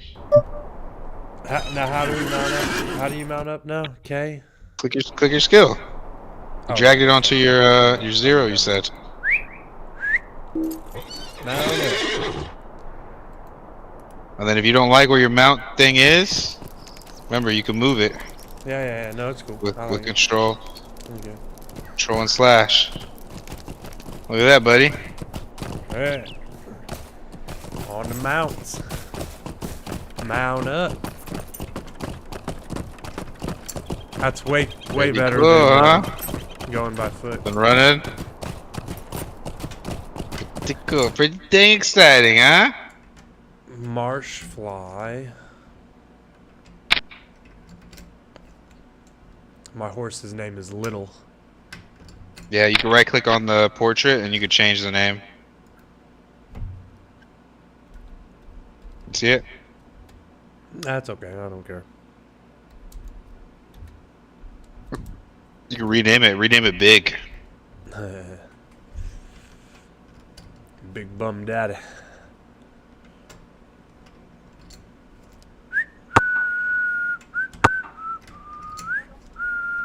Get off my horse here. So now we're fighting. Oh, in the bubble. On the bubble.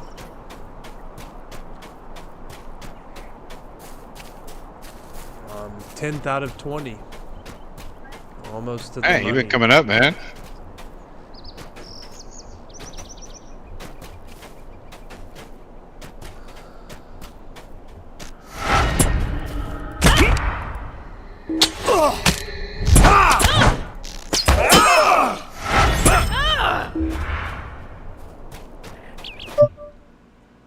Check.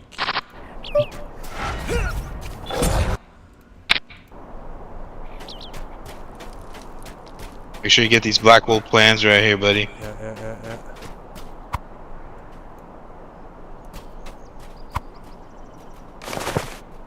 Ooh, piece of candy. 9th out of 20. You gonna keep going, or you gonna call it and pull out? Oh shit, this dude's fighting me. You're gonna die, you mother.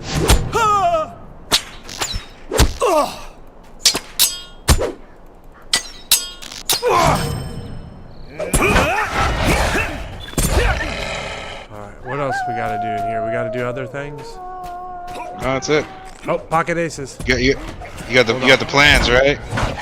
Yeah. Hold on, I'm gonna follow you for this because I got a big hand. Okay. Following you. Okay. Oh, someone went all in before me too. That makes it easy. What has he got? Pocket kings, pocket nines versus pocket aces. No 9, no 9. Yes, we win, baby. 34,000. I am now in 4th place out of 20. It's not really 34,000, though, right? No. You wanna mount up, man, so you can follow me? Can I follow you on foot? Like I'll just run behind you? Yeah. No, It of won't course, be- it won't be it's that good. 34,000 chips, but like 20 minutes ago, I only had 4,000 chips, so Gotcha. that's what I was saying earlier. I just needed one double up. I've now gotten 3, so Okay. I'm gonna probably make the money. Maybe. I mean, you never know, but How much real money do you have with that many chips? well, it's a tournament. I bought in for $2, so. Oh, you can't just cash out at any time. You have to No. play the whole thing. Yeah, you have to finish the whole thing. And who makes money? Is it just whoever comes out on top, or is it like top 5? 17 places are paid. I've said that a couple Okay. times. So 17 places get paid. The first place prize gets $60. And, Oh, that's pretty cool. I mean, yeah, if you win, so it's not easy to do, but yeah. Yeah, but like I said, the one tomorrow is the first place prize is worth like 100,000 or something. And I won in for 30 cents, so if I can do well, I can turn 33 cents into some money. Even if I cash, right? Like the buy-ins, I think the buy-in's $100. So even if I just cash, I already turned 33 cents into $100. You know what I mean? Yeah. So, Good work, my friend. it's a pretty good ROI.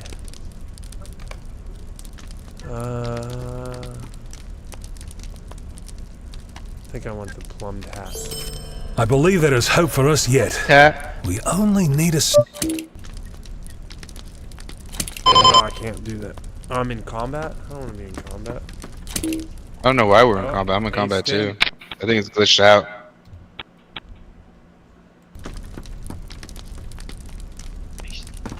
Come on, step outside the door and come right back in. Yeah. Oh, So I'm gonna saying I'm hit in this- combat as well.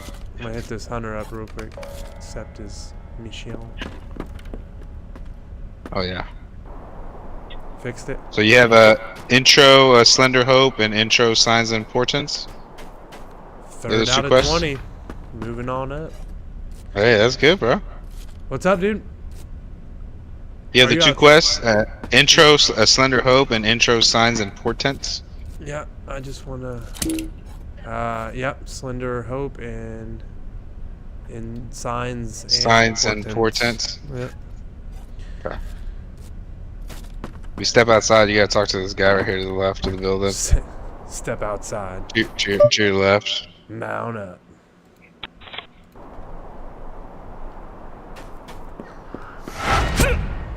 I don't know why we're glitched out.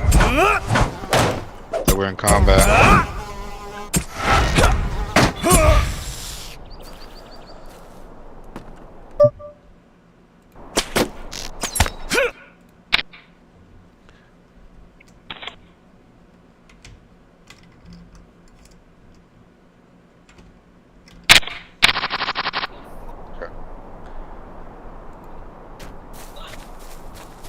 Oh, use the bedroll in the Hunter's Lodge to get some rest. We have to do that real quick.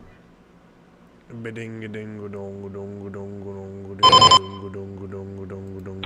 gonna fold.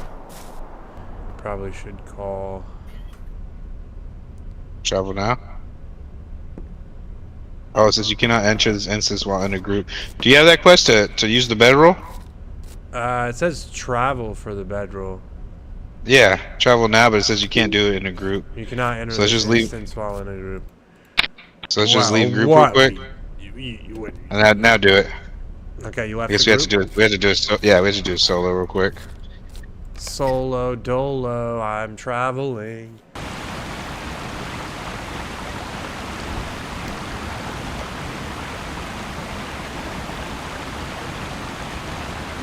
Listen to my words. I am Galadriel, Galadriel. the Lady of the Golden Wood.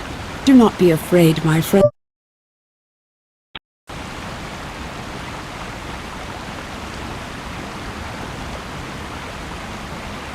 I will not long disturb.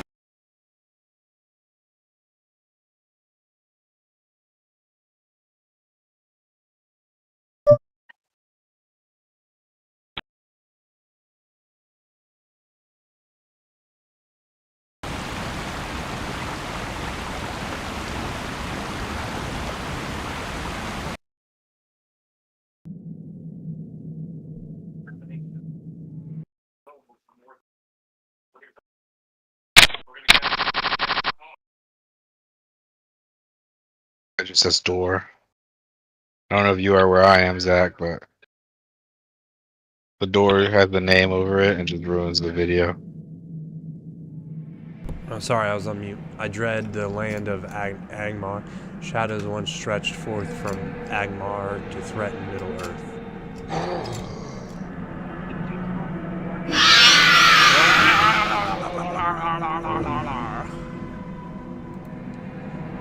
Attack! Attack!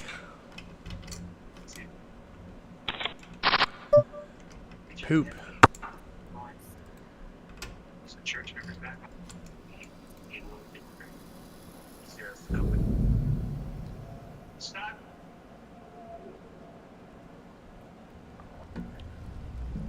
We have an all-in. Yeah, for your cards. What up? We got Balrog. Are you watching my screen? No, I'm in the video right now. I thought you were talking about my cards. I'm like, how do you know what I have? Oh, I'm talking about the Balrog and Gandalf. Gandalf! Yeah. Yeah.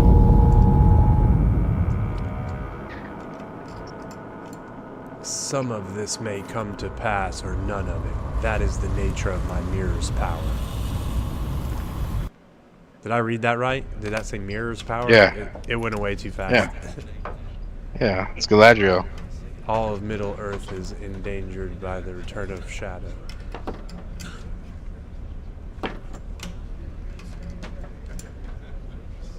Oh, it's And going I'm through assuming the whole this is it's going through this the whole King forest. Theoden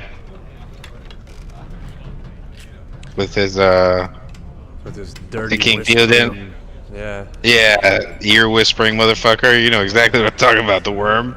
Yeah. That's what he's called. It's like something the worm or something like that. Yeah, I forget. It's been a while. Now that I'm playing this game, I'm gonna go watch the the movies again.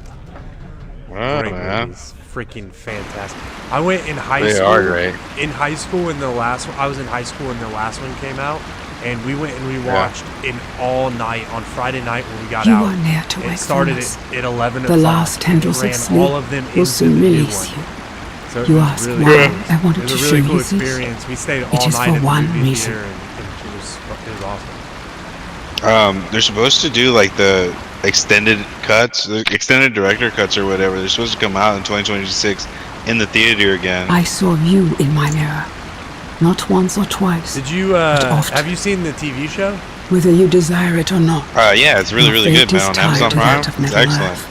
Yeah, I watched the first couple episodes, and I haven't really been. I wasn't really able to get super into it. Do not Yeah, forget my it's a words little when slow you the first couple awaken. episodes. I'm not gonna lie, man, but once you get to like the The third or free fourth peoples episode, of it Middle like Earth picks will up have a lot, need of like the you. action and stuff. You must not fail them. Yeah, but I used to watch a lot of your private encounters or something. And it all has to do with Celebrimbor, bro. I don't know if you remember the books that much, but Celebrimbor, the one that made the rings, and how he got tricked by Sauron to make the rings. Yeah. I sent you an invite. And I accepted the hunters. You just gotta finish it when we go out. And we're out.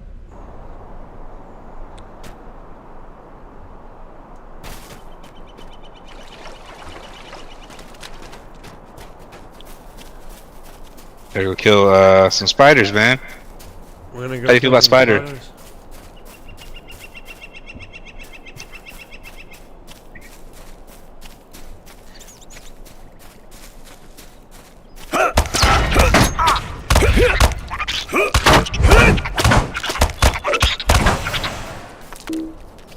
Seaman? Seaman? Yeah. You're actually doing way better, bro. You're actually doing damage. Well, yeah, now I know how the game plays. Last night I was learning and I was drinking at the same time, even though I didn't drink very much. Yeah. So you can't use that as an excuse, bro. Why'd you throw that excuse in there if you can't use it?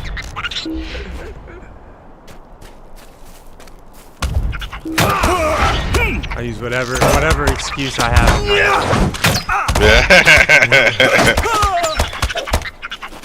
I had to shit. All last night. My leg was asleep. I was just holding the big ass shit. Yeah, my leg was asleep. My pubes are too long.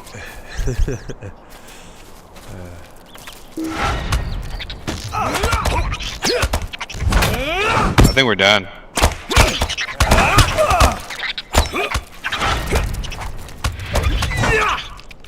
I just see if the well is still intact. These guys even attack us? This guy regenerates much faster than your other guy? Yeah. Yeah, and then my other guy. This dude just min raised me. I hate these dudes. And I got a good hand, so I gotta call you.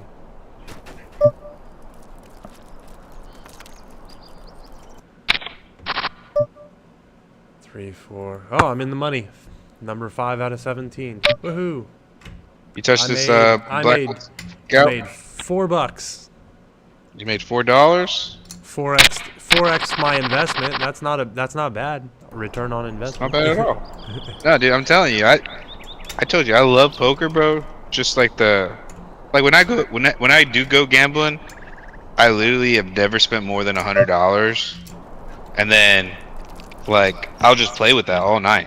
That's how I do. Like too. that's and if I waste $100, like if I lose the $100, hey, by the way, we're gonna head back, man. I don't think these spiders attack us. We can just run through them. If I spend the $100 and I don't get any money back, like I'm fine with that at a casino, because you're getting free drinks, you're having fun, you're making friends. You know what I'm saying? But I've never gone more than that. Like you were talking earlier, how some people like go overboard and stuff. Well, I could never. When I went to Vegas, I pulled out like $5 grand. And oh shit, yeah, I would definitely. But I didn't, and I pulled it out in cash so that I would never spend, so that I didn't spend more than that. But that was also to spend on other things as well, right? That was like kind of my gambling and my spending money.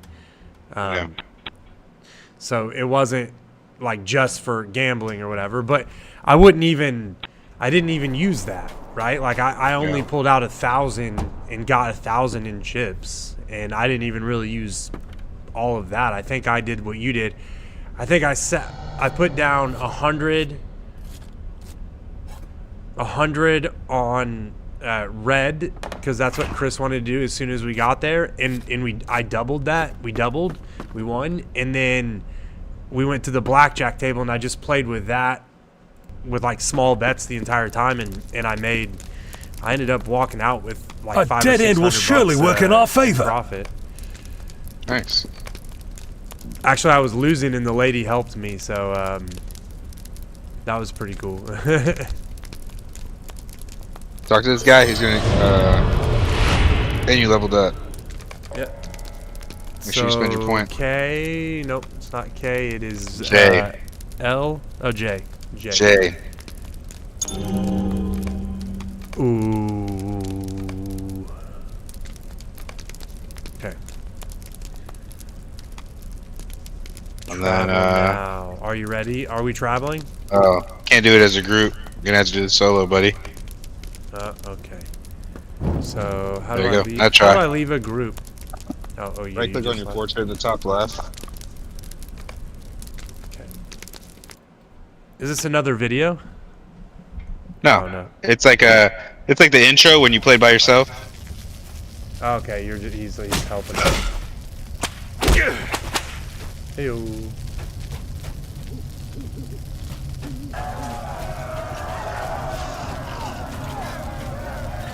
I don't care about yellow drawing.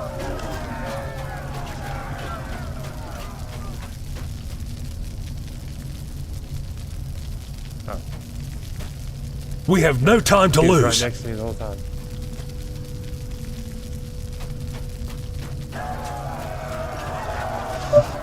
We must save Ned. Chet. Or Chet must still be saved.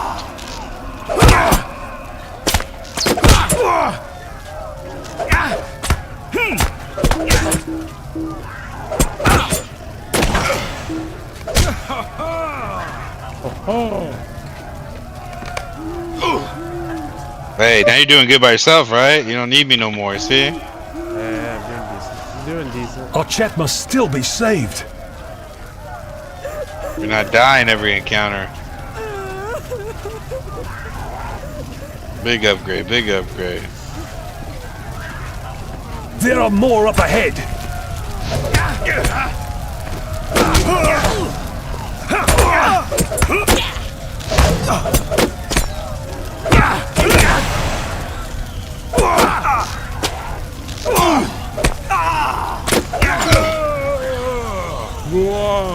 We must find my father before it's too late.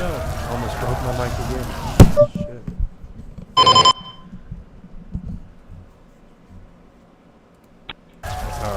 No, where you going, brother? Don't leave me here. Look, Hartley is ahead. All must not be lost. Well met, friend. Is the crafting hall safe?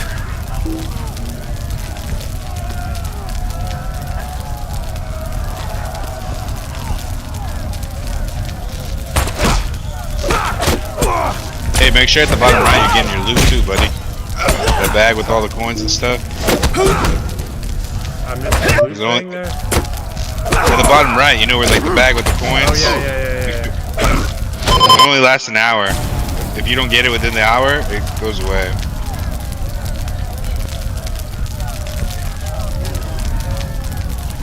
Okay. Thank you. Although the Mad Badger burns, I still hold out.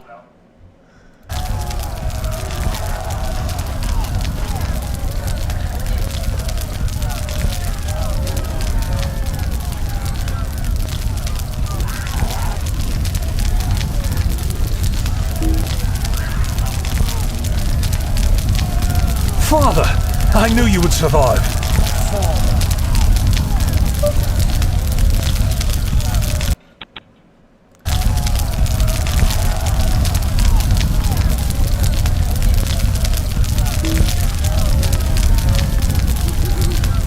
Okay, fight alongside John Brackenberg.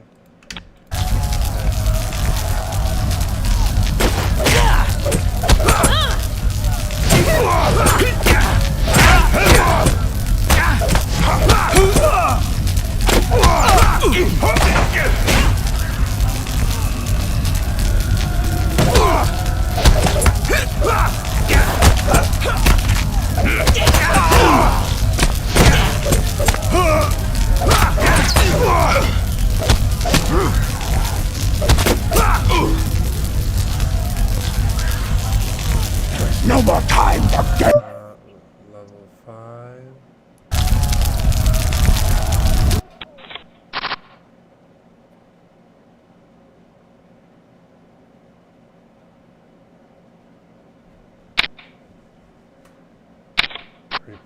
DPS.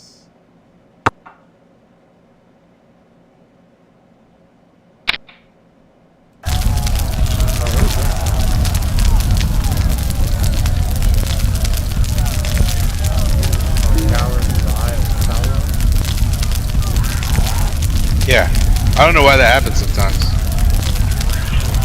Probably because you're scared of the cargo or whatever. Father!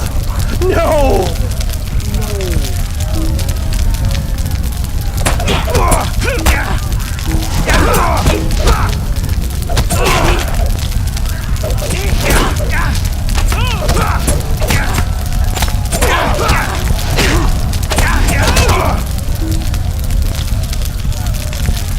What misery has befallen us? My father was right to trust no one. What misery? No! This is a terrible misery.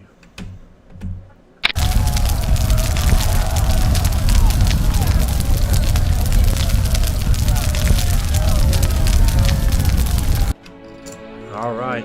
Did you finish? With the Black Wolves' attack foiled, the people of Archet have begun to rebuild. Yet not all hurts are so easily mended. The fate of the Ranger Amdir remains uncertain and may have dire consequences for Breland. Ask me if I finished? But hope remains that he may yet be saved. Yay! Gay? That's what I was saying.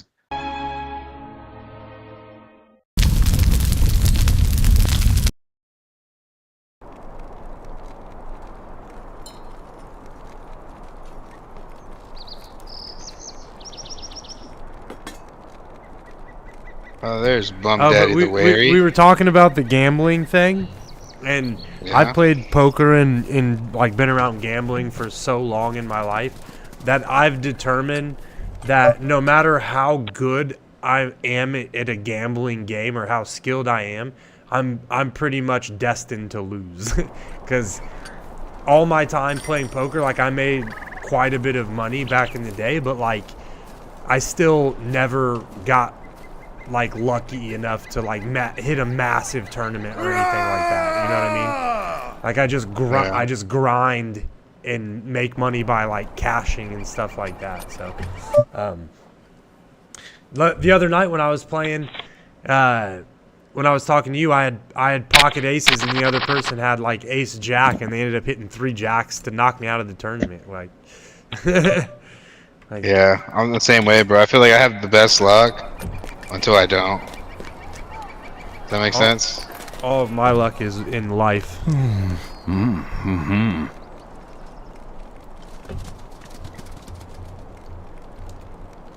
Unknown command. Ha ha ha ha ha.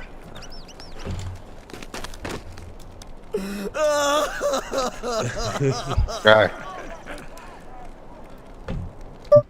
Says I cannot group with someone that hasn't finished the introduction, so you gotta finish your introduction, I gotta bro. go talk to this John Brookin. What do you need?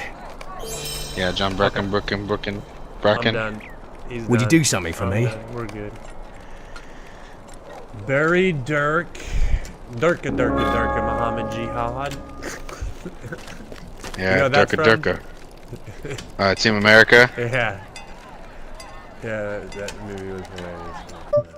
Durka Muhammad Jihad.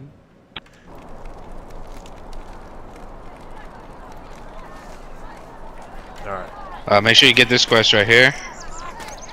Might And the quest from this guy at the fountain from Otley. Spider-Bane. And then he's gonna have you talk to Cal Sprigley right next to us. Come and stay a moment. No, I don't want to stay a moment. I would rather just go. What can I do for you? And now, once you talk to these people, you should have 4 quests in total. I have the prologue, I have disease, and I have a threat. So I have 3. You don't have one that's called builders, bookworms, and something? No. Oh, it should be up ahead. It's over here. It's over here. This guy, Builder Boren. This guy Would you do something sends for you me? to the guy that teaches us everything. So we still have a few quests to do here in this area, but that quest, builders, bookworms, and whatever, the master of apprentices or whatever, that guy will teach us all the professions. So if you want to be a miner or a blacksmith, you can only have 3. You only have 3 professions. Mount up. A little extra seed. Never hurt nobody. High in protein. Hand for hand play. It looks like I'm gonna make the final table of this this tournament. Nice. Are you following me right now? Yeah, I'm on my high horse. Don't worry, I'm always on my high horse, brother. Is your horse high? It's always high. Like master, like horse. Or no, like horse, like master.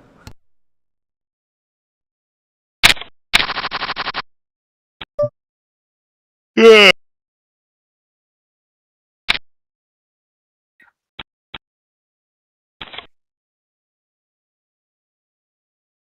Remember, like even like the little portrait of your horse, you can move it if you want, man, with that control backslash.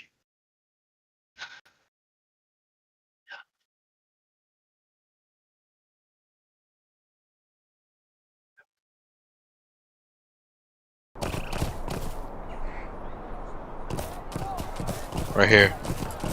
This body. Nate Whisperwood died. You gotta bury him. Just bury him. No, hold on. Go back. I'm sorry, I'm in a hand, and I'm. Oh, you're good. That's why I haven't left. That's why I asked. Shit, I got a decision. The final table. I have pocket 7s. I have one person that raised. Someone pushed all in. No, that's a bad place to put my money in. All right, let me go find. Okay, I gotta go up here. Where's this guy right here? Right here next to me. I don't see it. Nate Whisperwood, the dead body right here? Nope.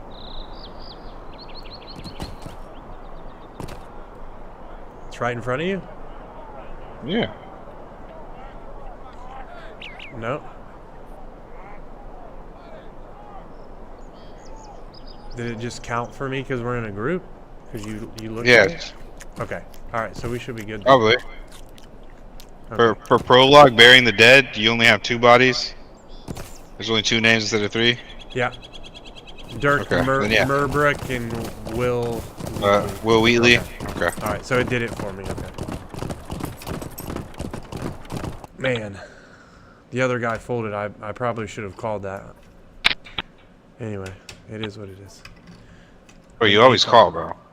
I'll always call. Just every time, just call. That's the strat.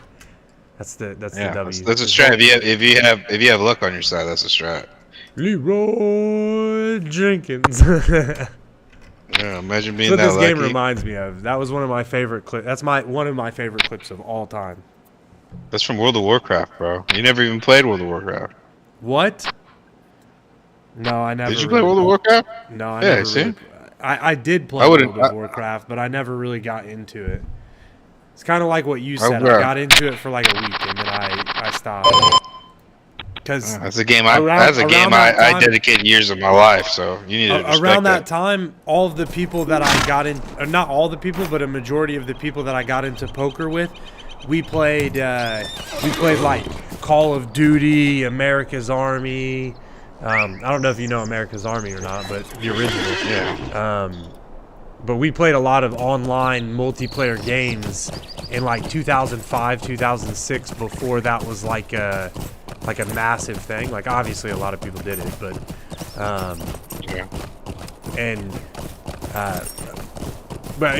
we played those type of games. But one of the games they played was World of Warcraft, and I played it for a little bit. I could just, like I said, but we played poker every night together. So.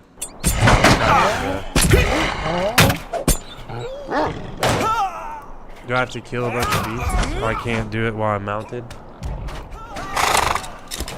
How about for mount?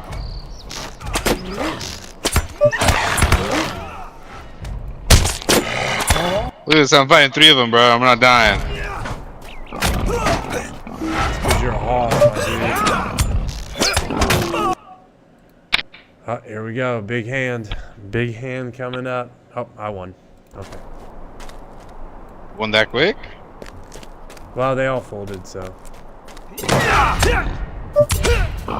See, I feel like there's been a bunch of times where, like, I feel like other people would fold, and then I don't fold. And I'm just like, you know, I literally just have like a 2 and a 4, and then I get a flush. You know what I mean? Yeah, yeah. Well, no, that's certainly a tactic a lot of people use, and that's what kind of on here will upset me is when someone with a 2 and a 4 calls me, and then on the flop they get 3 hearts, and I go all in with like 3 of a kind, and they call with 4 hearts, right? So they still don't have a flush, and then they hit a flush. That's what makes me upset. But it is a strategy, because if you play off hands like that, oftentimes you'll be playing better hands. So if you can hit a good hand, you'll take a lot of money, right? Yeah. But if you don't hit that, then you're essentially out of the tournament. Speaking Yeah, of which, but I'm you know, 7 you wouldn't like go all in on that, you know. But I at have least ace don't 7, fold. I'm in 7th, Don't I'm going fold all straight in. up. Where you at? Right next to you. I can do it from like miles away. You can go. You can go. You can go. I won. I'm 6th out of 7 now. Just looking for 12 one more. bucks. I disease made crystal 12 hide. bucks, so that's 12 times my investment. That's good, man. Hey, this guy's one-shotting everything. Why can't you one-shot everything? Cause that's a boss, I guess. All right. So you're done with the prologue. You're done with the disease among boars. You're done with the builders. Yep. And you're done with okay.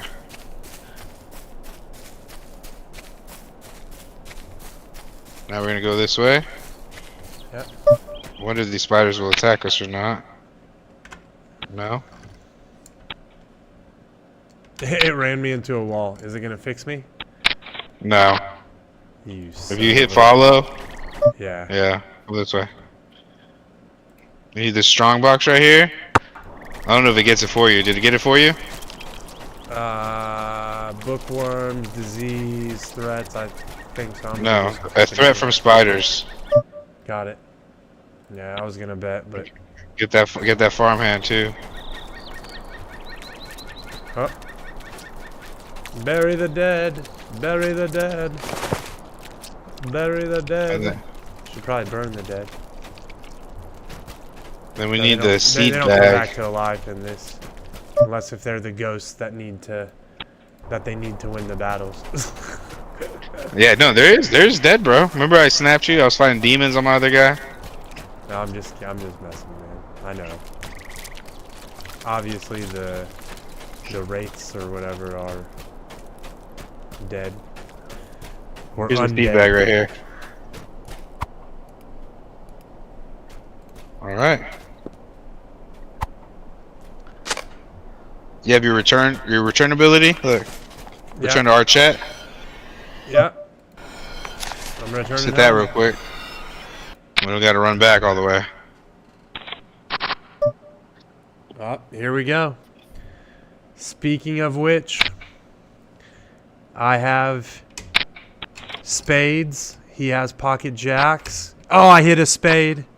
I won. Haha. Speaking of getting lucky in those hands. Hey, this guy's about to give you another bow for your turn-in quest. It's gonna give me another bow. Oh. Yeah. Okay. All right. Let me get back in the game here. I just won my all-in, so I'm happy. Greetings. Stay a moment. Except let's go to this guy. Greetings. What do you need? I'll accept. Let's go. This guy. Would you do something for me? I'll accept. Let's go. This guy. I'll accept. Oh, that's the traveling hand to set the difficulty. I don't want that.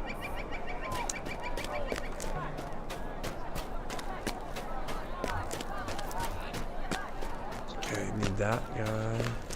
Oh, here. Disease among the boars.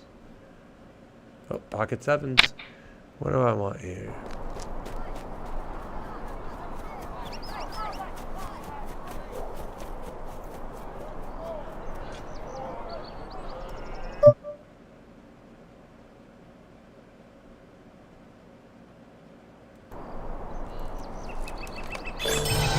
Oh, I hit 3 sevens. What's he got? It's the big stack. He's got 162,000. I have 30,000. Oh, he folded. He's not gonna try and. He's not gonna try and play me. All right. Okay. So let's see. Do I have any purge? Okay, it's automatically putting that in there. Oh, it took.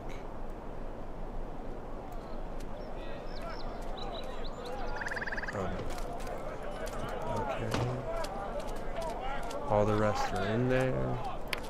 Mounts. I don't need to do passives. So let's go to inventory. Let's equip the strongbow.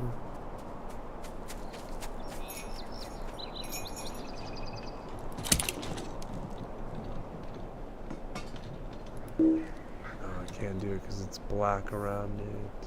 Okay.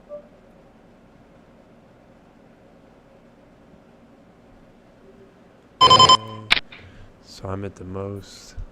Done there. Okay, I'm good. You good? Yep. Got my cool hat on. Oh, 6, 7, 8, 9. 6, 7. Hey, you got your Poom hat? Look at you.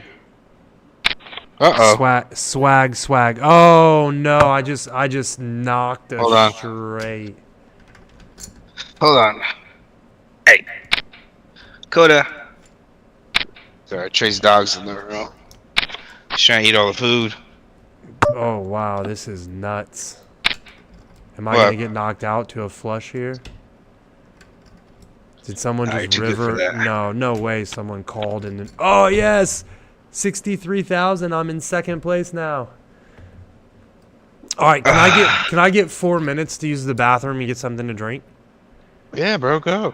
Because I have 4 minutes of a break in the tournament, so I'm following you if you're gonna walk places. Yeah. Well, get on your horse first. Get on your horse first before you go. And then follow me.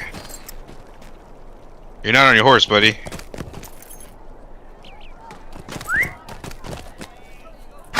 Hey, stop moving, jackass. Well, get on your horse first. Every time I whistle for it and you move it stops the call. Gotcha. Alright. My mic was off. I was trying to tell you, but alright. I got 4 minutes. I'll be right back. Yeah, buddy.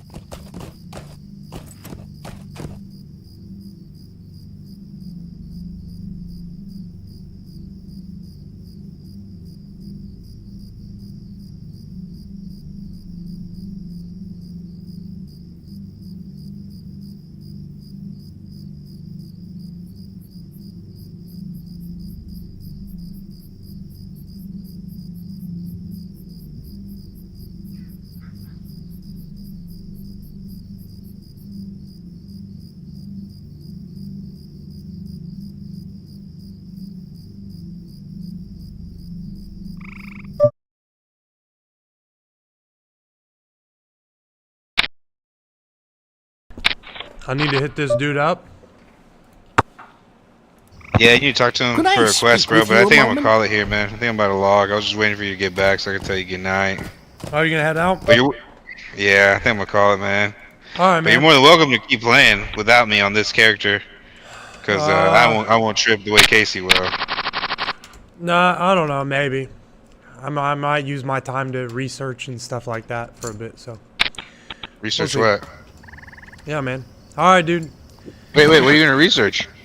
Huh? What are you gonna research? You gonna research your porn like usual? Stocks and stuff, probably. No, I don't know. I just do research on random Your shit. stocks in porn companies? My stock, exactly. I mean, are they gonna make me? Are they gonna make me money? Yeah.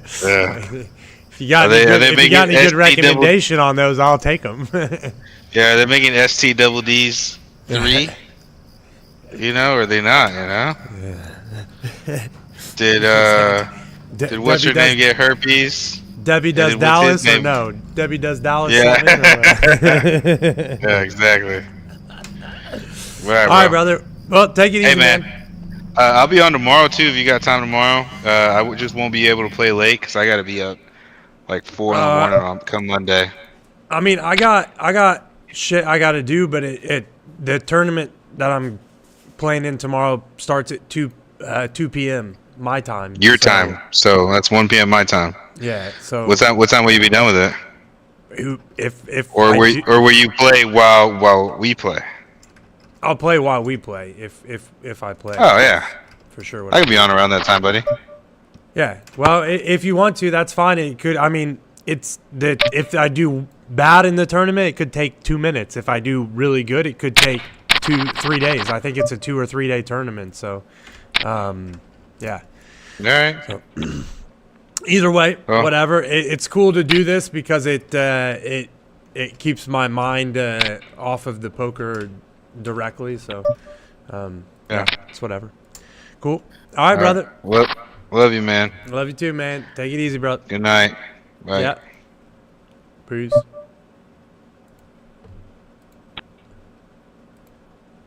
All right. Well, I guess it's just me and myself in this tournament. I'm still 2nd of 6, but I'm drowning now. It's taking me down, down, down. So this thing says if I grab...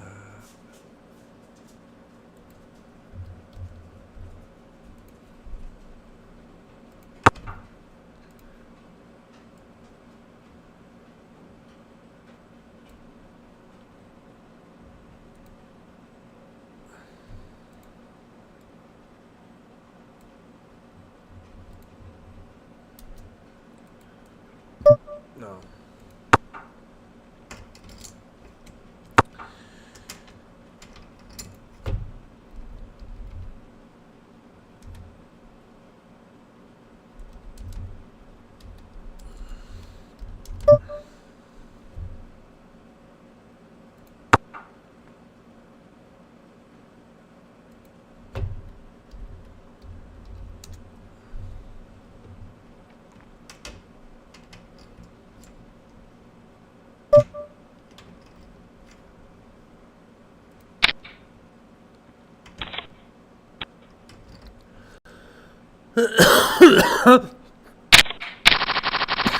I got suckered into that. I shouldn't have called that.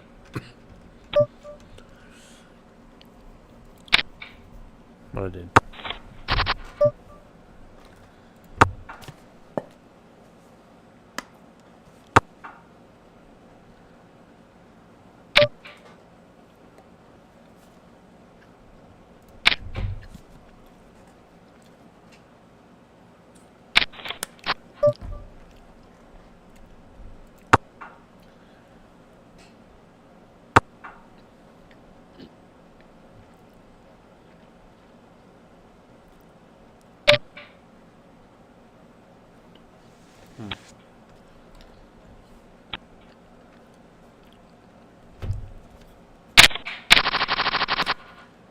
Man.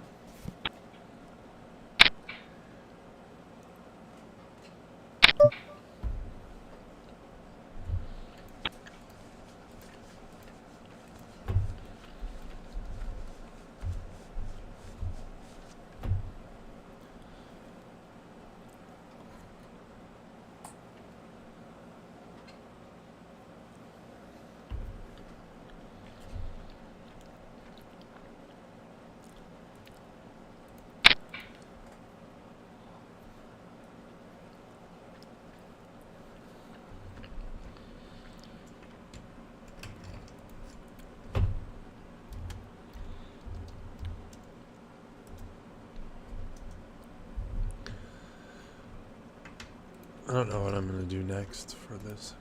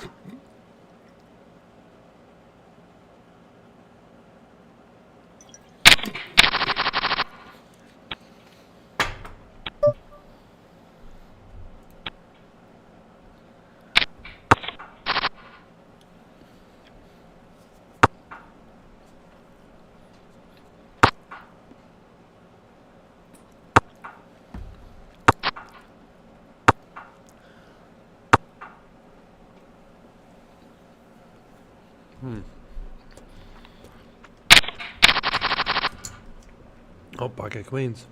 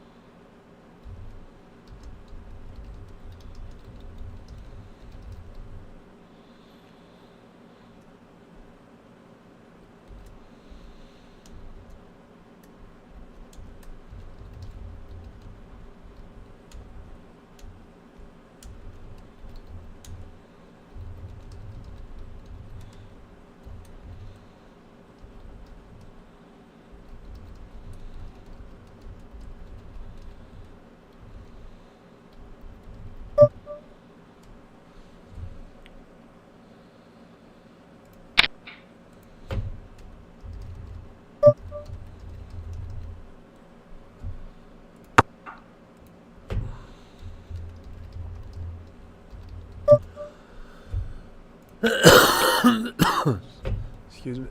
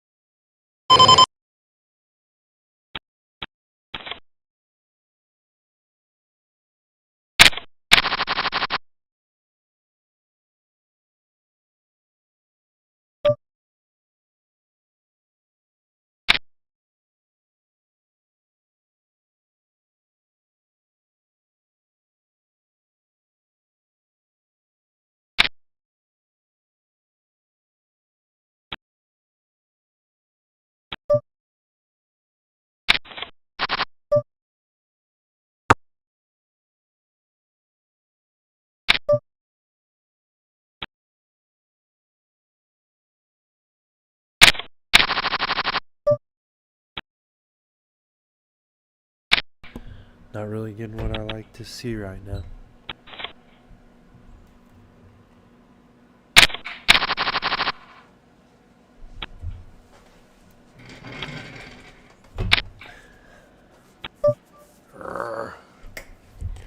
God, this guy.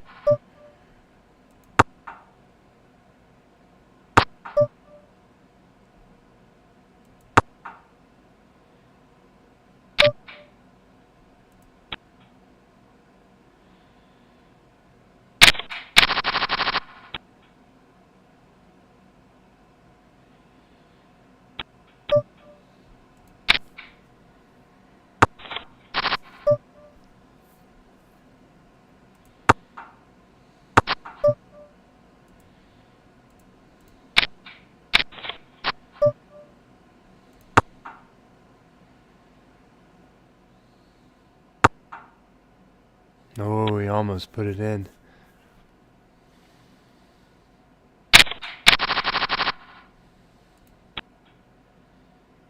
I wasn't sure where I was at right there. I was hoping he did it. If he did, I was going to call him.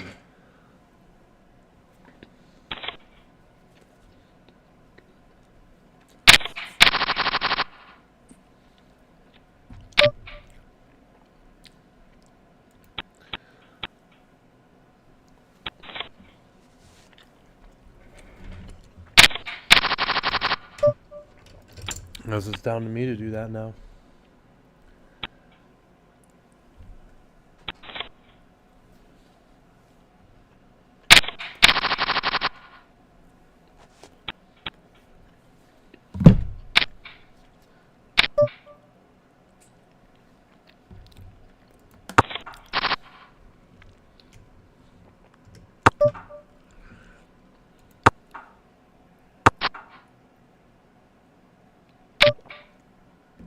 Just can't hit anything. Nothing.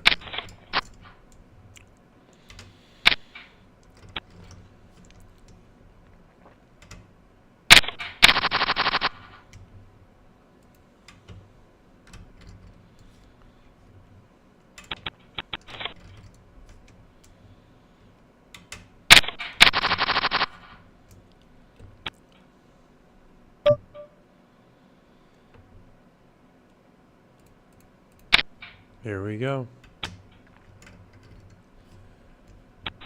No one calls. Okay.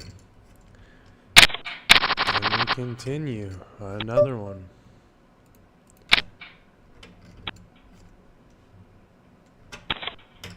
No one calls again.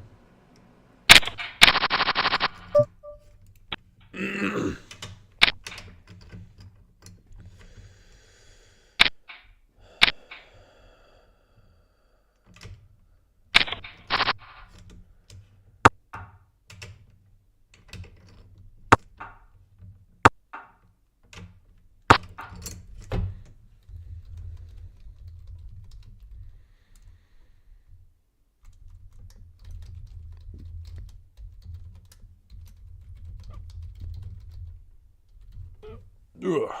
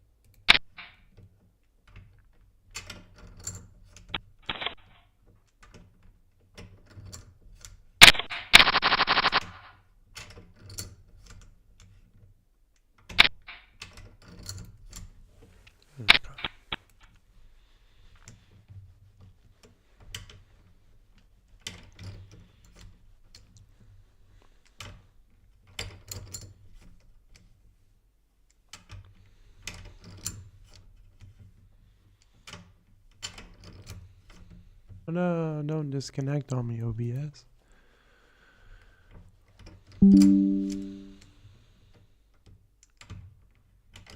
Oh, wow. Did you just mug him? Queen 10. Oh, he did. Queen 10 suited versus pocket aces. Ouch. Oh, that's hurt. That hurt. That hurt. Oh, he's killing. He's building back his position. Mr. New Zealand. Oh. He's a baller. A shot caller. He's got 20-inch blades on his Impala. Holler.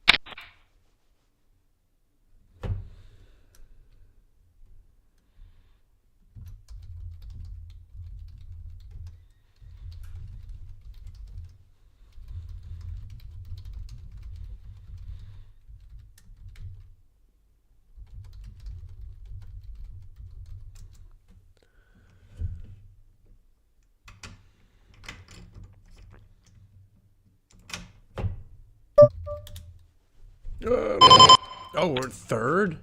Did two people just get knocked out in one hand?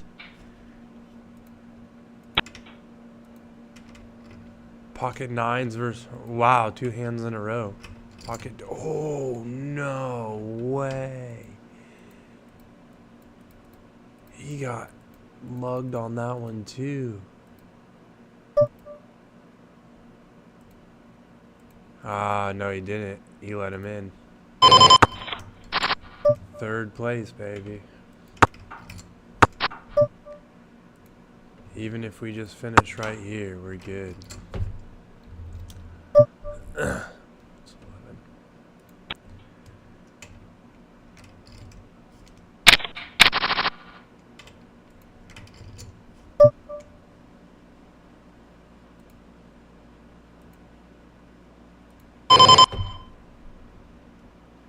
Even started her own hedge fund in 2002. And did I mention this is Linda? An absolute legend of trading. She's a professional trader who has worked for several hedge funds and even started her own hedge fund in 2002. And did I mention she made all of her millions using one specific strategy? I underestimated you.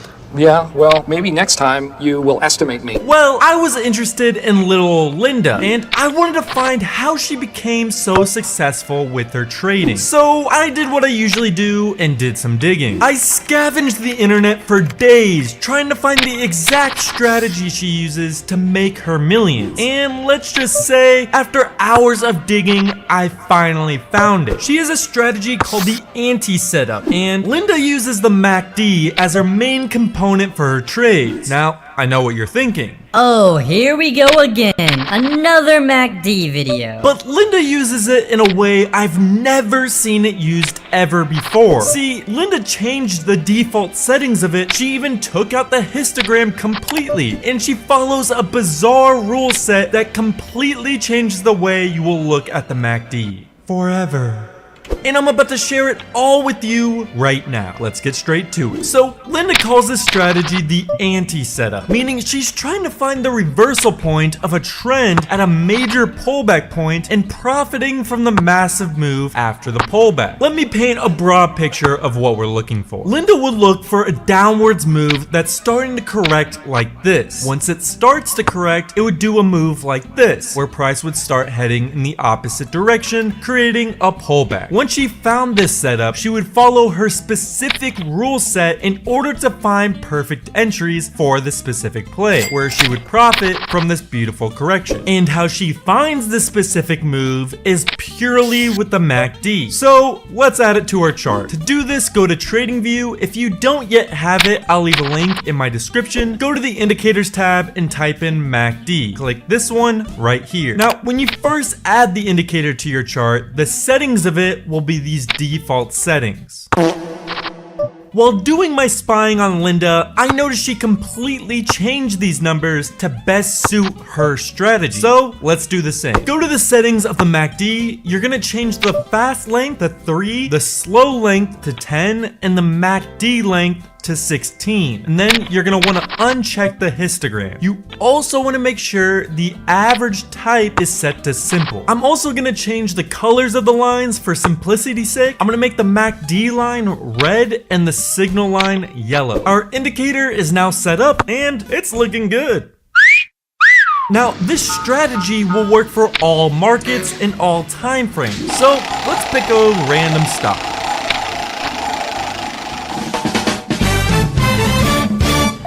Okay, AMD it is. We'll use the 1 hour time frame for this example. So for these examples, we'll be looking for long trades. Now, like I was saying before, Linda uses the MACD in a way I've never seen used before, and she follows a very specific set of rules to find these setups. But before we go over that, let me show you the site called Fintura. Fintura is a forex and crypto broker, but damn, it's a good one at that. First of all, they don't have KYC requirement, which is nice, so you can sign up literally if you're anywhere in the world. Even if you're on an island with a volleyball, you can use Fintura. They also have extremely low commissions and spreads, so you're not wasting money like you would with a normal broker. And to top it all off, they have a 100% deposit bonus. All you have to do is use the link in my description, and if it's your first time signing up, they will match whatever you first deposit. Yeah, I know, it's literally free money. Go create an account with them if you trade crypto or forex, and at the very least, get the deposit bonus and see if the MACD's previous high was right here. So in order for us to even consider this trade, the MACD line,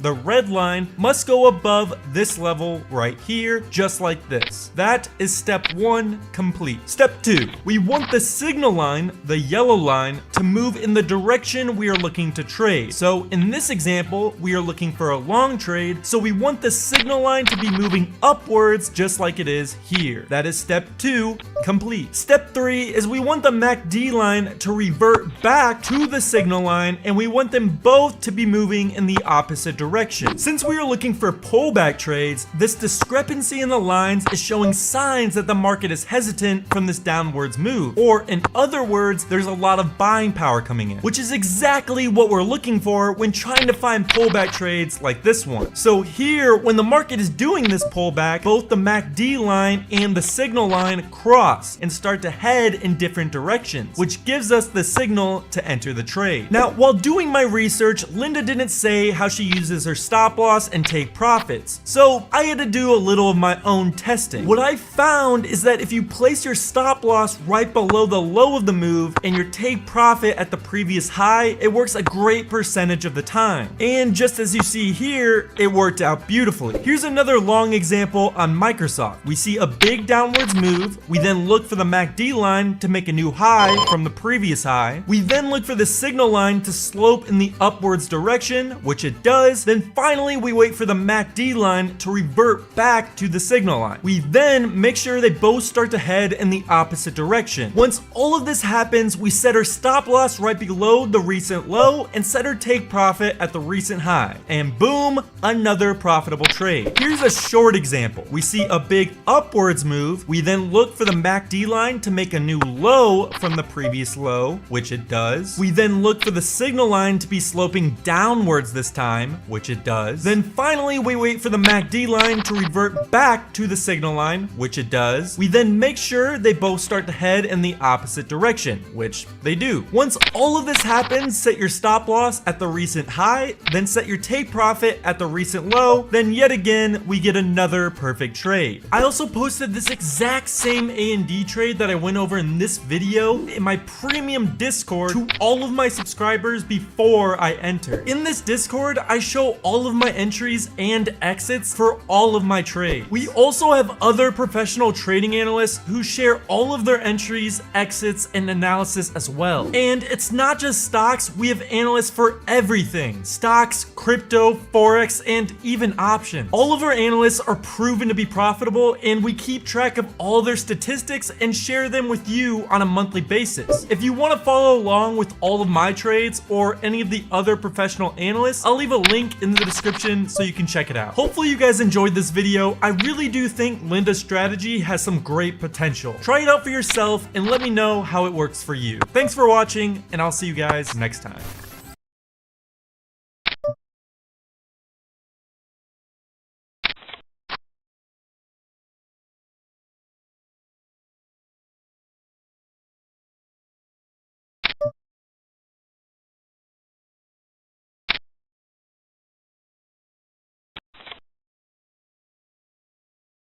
Oh my God, we're gonna. How much money it takes to actually trade for a living, that's a whole topic I could go into for the next 20 minutes. But long story short, you need a lot of capital in order to make good returns in the financial markets. And I think that's a big reason why people walk away from trading, is they realize, okay, I got to have a big account. Otherwise, this isn't really worth it to me. And the reality to that is it probably isn't. It probably is not worth it for you to try to make a career path or a job out of trading financial markets if you don't absolutely love them with a passion.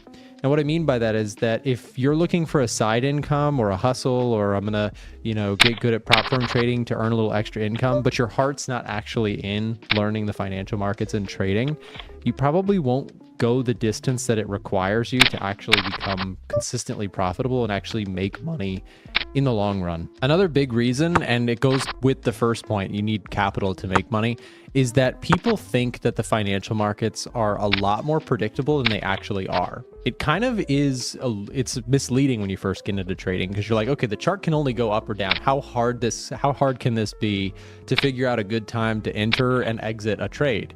And it's so deceiving, because it's sort of like when you walk into a casino and you see the roulette table. It's like, it's only going to hit red or black. How hard can this be to, hit it and actually make money? Well, the financial markets are really difficult to predict. And there's not really a simple solution as to, one of the first questions we all ask when we first get into trading. Literally, people go into their YouTube browser and they type when to buy or sell a stock or a currency pair or gold or whatever you trade. And we've all been there, right? You look up like, how do I know when it's going to turn around? And you very quickly, once you get into this stuff, you start realizing, okay, how many times have you entered a trade, got stopped out, then it went in your favor? Or how many times have you, gotten in a trade and then it goes a little bit in your favor, you take profits, and it goes way further than that, right? There's so many added levels of difficulty when it comes to actually trying to predict where prices are going to go. And what's interesting is, years into this, I realized that what makes consistently profitable traders is not being able to predict where price is going to go all the time. That is actually what I thought when I first got into it. I was like, oh, good traders, they must know, they must have some secret skill set that I don't have to know where the price is going to go. And I'm telling you, I've done this for 10 years. I've become a consistently profitable trader through a ton of hard work and dedication to this craft. And I can tell you, profitable traders, we don't know what the price is going to do either. We don't know with certainty what the price is going to do. We can make educated guesses, but that is right there what separates people who make it from people who do not. People who actually become consistently profitable realize that profitable trading is just educated guessing, right? You're actually just making educated guesses you don't know with certainty. And you're making that educated guess based on back-tested trading strategies that you spent a lot of time curating and building and testing over the years. But you never know with certainty. Like, I cannot tell you with certainty where gold is going to go in the next 1 day, 1 week, 1 month. And I don't have to, because real traders rely on edge over a long stretch of repeated iterations of the same strategy over and over. I've said this a million times on my YouTube channel, but it's such a good analogy for this. Many traders think of a coin, like a coin flip, right? And you're betting heads or tails.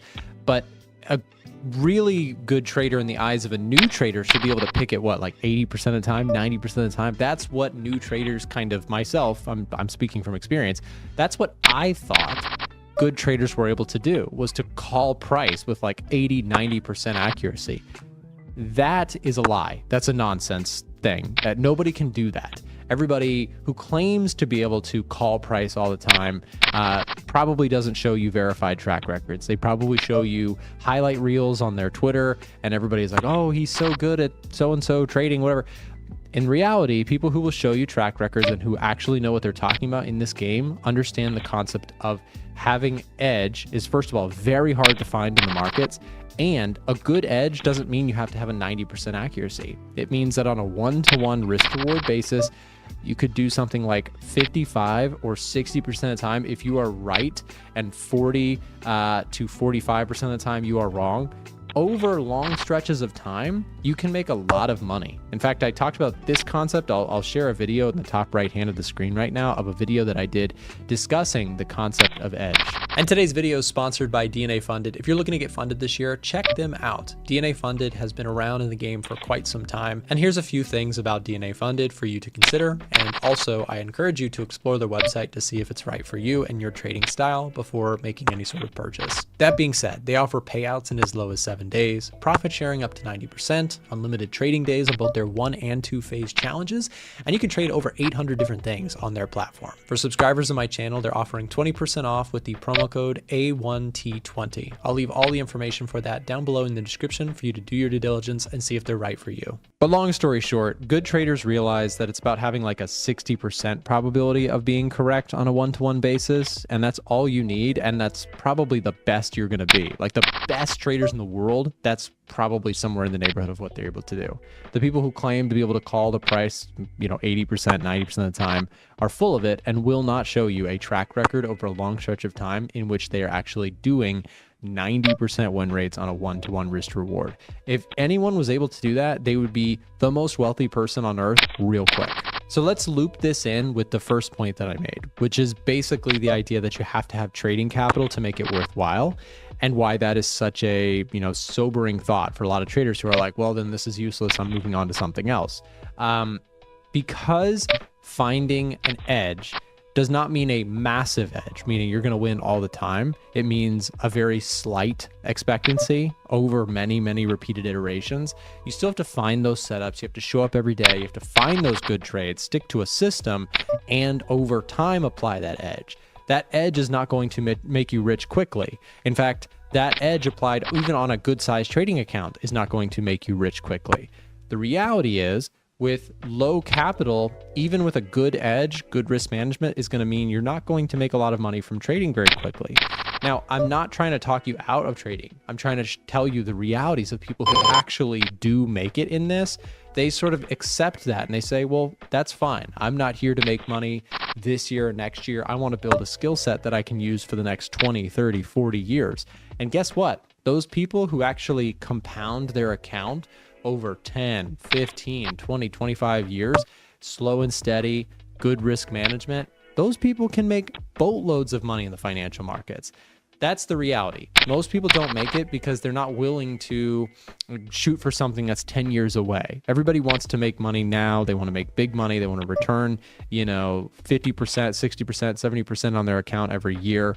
And it's just not a very realistic, actual based in evidence of people who are consistently profitable idea. Most people have unrealistic expectations of what they can do in the markets. And that's not like, I'm not trying to shoot down your dream. I'm trying to set you up with this thought process of what profitable trading actually looks like, so you don't blow your entire financial situation out of the water. That's unfortunately what people do, is they have unrealistic expectations of the markets because they hear, jackpot stories online about a trader who made, 10,000 into $1 million, right? You hear these stories and you're like, that's going to be me. The reason that I think that's so dangerous is because people think that is sort of the norm of what a good trader is able to do. Take 10,000, turn it into $1 million. When in reality, there's a lot of us who are just looking to build a side income initially, and then eventually scale it up into, a part-time kind of income. And then eventually maybe it goes full time.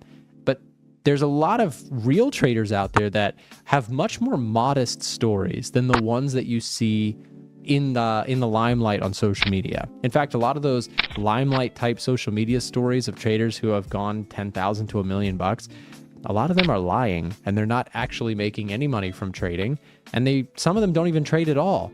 So my point is, make sure that who you're watching in terms of learning from, those people actually have real track records. They show you their trades, they outline their strategies, they're transparent about it, and they're not making unrealistic kind of calls or unrealistic expectations in the market seem like they are easily attainable. So to summarize, I promise you, I'm really not trying to be a Debbie Downer. I'm really trying to set realistic expectations for people who genuinely love the markets. There's a wonderful opportunity if you have a slow and steady risk management focused approach to compound and make a lot of money in the financial markets. It's just not going to happen quickly. And the people who accept that are more likely to make it, and the people who are unwilling to accept that will be humbled by the market. So to summarize some of the things that we talked about in this video, here's a few things. You need capital to make it in trading. That is a unfortunate reality. Point number 2, markets are less predictable than people think, and real successful traders have a modest, slight edge in the market that they apply over many trades and many years. And 3, setting your expectations correctly out of the financial markets will either make you or break you.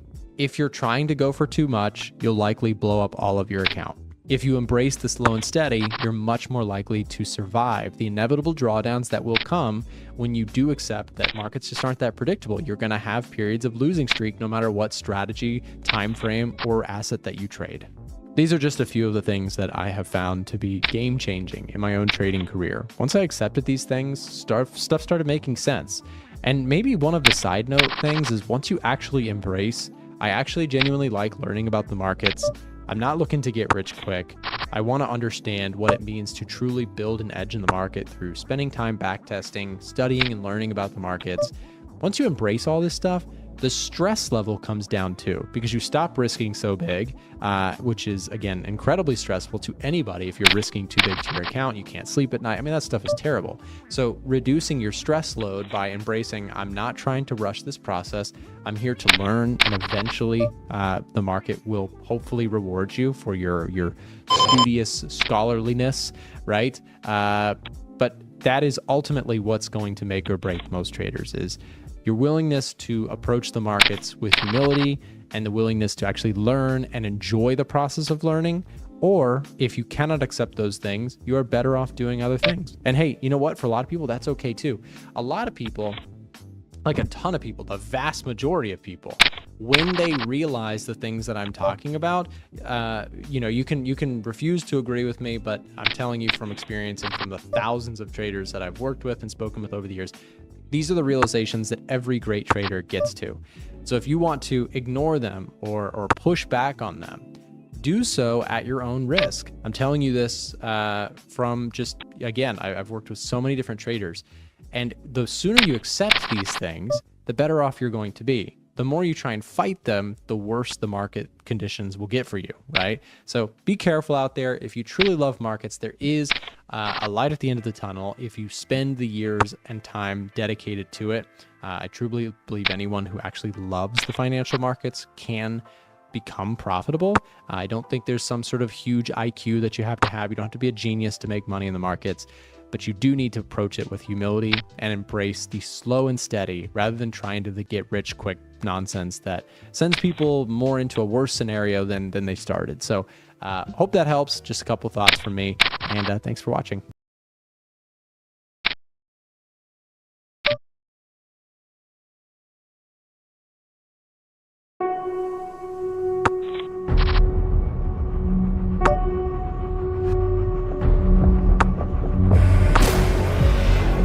You wouldn't be able to tell that this guy has $180 million.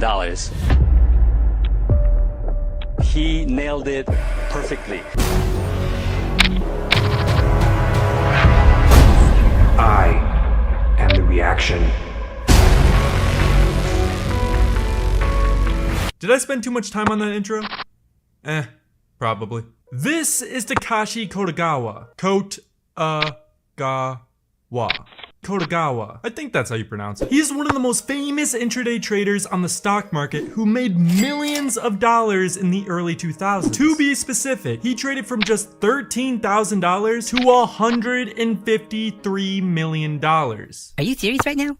Yes, you heard me right, 153 million. And what's even crazier, he did all of this in the span of just 8 years. That's fucking insane. How did he find the stocks to enter in? Did he use specific indicators? What strategy did he use? Well, I scavenged the internet for days looking for those exact answers.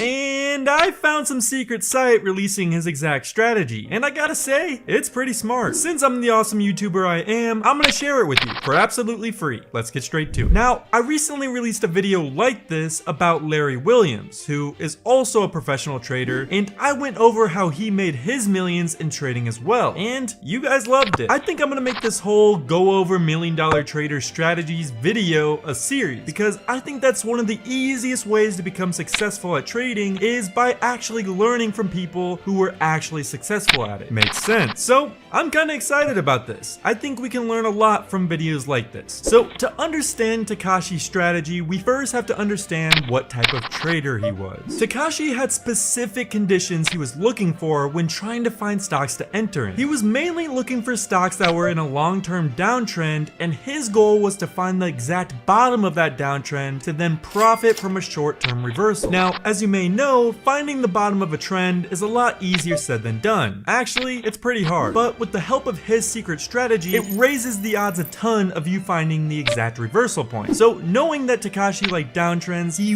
really liked bear markets. As he actually stated in an interview, bear markets present the most opportunity, but he also traded in bull markets as well. He just fine-tuned his strategy to whatever the current market sentiment was, which we'll go over how to do that in a little bit. But he mainly preferred bear markets. Now, in the articles I read, Takashi on average was in his trades for about 2 to 6 days, but oftentimes he would hold his position for a week or two depending on the conditions of the market and how volatile it was. But what conditions was he specifically looking for? Well, Takashi actually said this in an interview himself. In the bear market of 2001 and 2002, I would only look at stocks at least 20% below the 25-day moving average, 35% being somewhat safe level to buy at. I also love Trading Lab's YouTube channel. Okay, you didn't say that, but if my YouTube channel was around when he traded, he might have probably said that. But he also mentioned there's a slight problem with this whole concept. Not all stocks are going to react the same, and the sensitivity of the rebound levels greatly depend on multiple factors like market sentiment and the sector you're trading in. For example, a stock is way less likely to bounce at a key level if that day the market is insanely red and everything is dropping. It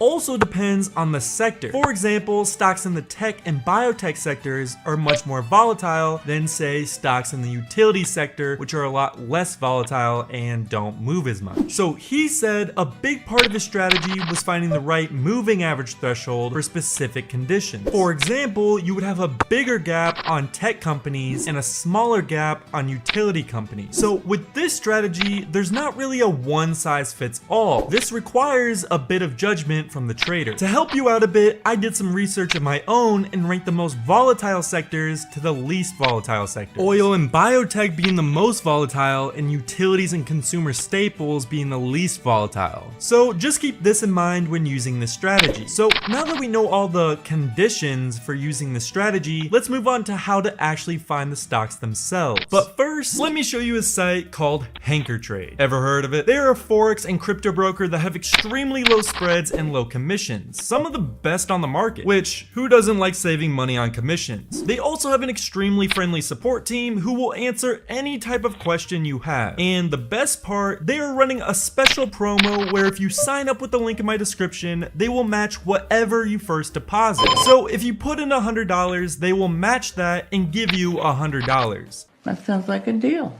Sign up with my link and make sure you use that special promo. It's free money. Alright, so how do we find the stocks themselves? Now, Takashi didn't really explain this part, but I myself found a great way to do this. We're gonna need to go on TradingView. I'll leave a link in my description if you don't yet use it. We're gonna be using TradingView Stock Screener. I think you need TradingView Pro in order to use this, but if you don't have that or don't feel like paying for it, there are some free scanners out there you can use instead. But we'll be using TradingView for this example. default. Once you're on the screener, change the time frame to 4 hours. Go to the settings, make sure we're only looking at common stock. These exchanges, price change percentage is below -20, price is above $1, mark the current trading day, and price is below the 20 EMA by 20%. You can also filter out specific sectors if you want to trade stocks in a specific sector. This will give you a full list of stocks in our criteria. Now, Takashi said himself he likes stocks that were gradually downtrending, no sharp movement. So oftentimes from this biggest losers list, you'll have penny stocks that have sharp down movements like this. We want to disregard these stocks. What we are looking for is something like this, where the move is very gradual downwards. So just go through this list and try to find a couple stocks that are gradually moving downwards. Next, we need to figure out the market sentiment. There are multiple ways to do this, but the way that I personally do it is by using my private indicator, tradinglab.ai. To do this, open the private indicator. I will also leave a link to that in the description as well. Now, we want the market sentiment of the whole stock market, not just the stock we're trading. An easy way to do this is by looking at the S&P 500. To do this, go to MT5 and type in US 500. We then want to get a current long-term read on the market. So go to the time frames and make it to one of the higher time frames like the 4 hour. Once you have done that, check the trend table. It will instantly tell you how the current market is trending. If it's green and says strong long, the market is uptrending. If it's red, it's downtrending. This makes it insanely easy to check the current market sentiment, and you don't have to fool around with a bunch of different tools. You just instantly get a read on the market. Remember all of this for later because we will be using it to optimize this strategy. It's even better if you get the specific sector for the stock you're looking at. For example, if you were looking at a company like Google, which is in the tech sector, we would only want to see the market sentiment of that specific sector. To do this, just find a tech sector fund like XLK, which is measuring only the tech stocks. You then would do the exact same process we just did, but just with XLK. Check the table and see how it's currently trending. So that's how you can find the stocks to trade, but what's the actual strategy itself? To do this, go back to TradingView. So we now have the stocks we're looking at. It's in a gradual downtrend and we know the stock sector specific sentiment. We now want to add some indicators to our chart. Go to the indicators tab and type in EMA. Now, Takashi used very specific settings. So go to the settings of the EMA and change the length to 25. Next, go back to the indicators tab and type in RSI and then add it to your chart. Then finally, we're going to add one more indicator, and that is the MACD. We can keep all of these settings at default.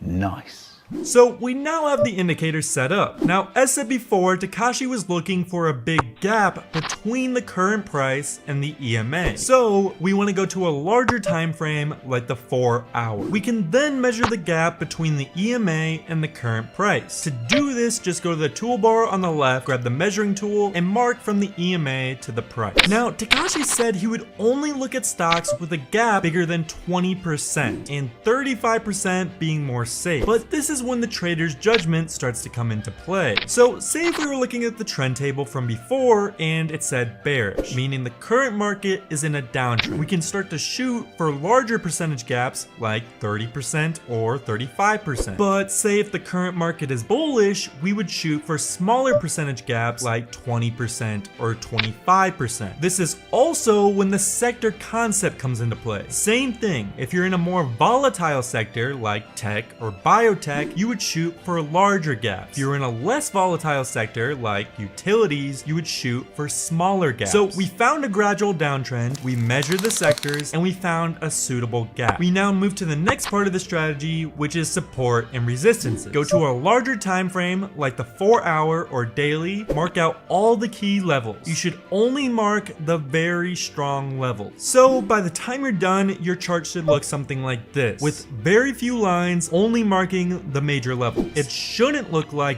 this, where you have tons of levels or daily, mark out all the key levels. You should only mark the very strong levels. So by the time you're done, your chart should look something like this, with very few lines only marking the major levels. It shouldn't look like this, where you have tons of levels and marking weak levels. We only want the major levels. We then want to wait for price to hit one of these major levels. Now again, this part takes some judgment. If you're in a bear market, price can easily hit one of these higher levels and break right through it. So we would want to wait for some of these lower, more major levels. But say if we're in a bull market, price is more likely to respect these levels and we can aim for some of these higher, less strong levels. So again, there's some trader's judgment with the strategy, but I personally think that's why it works so well. Next, we want to also look at our RSI indicator and make sure the line is in the oversold area once price is by the support. So now that our chart is set up, we're gonna wait for price to hit one of these levels and enter into a trade live. Okay, so it's been a couple days and price hit our level. So we're gonna take a trade live. So price hit our level and we're happy with the current conditions. We're now gonna go to a lower time frame. Takashi himself used the 15-minute time frame for this specific part. What we are looking for is for price to start bouncing, and we want confirmation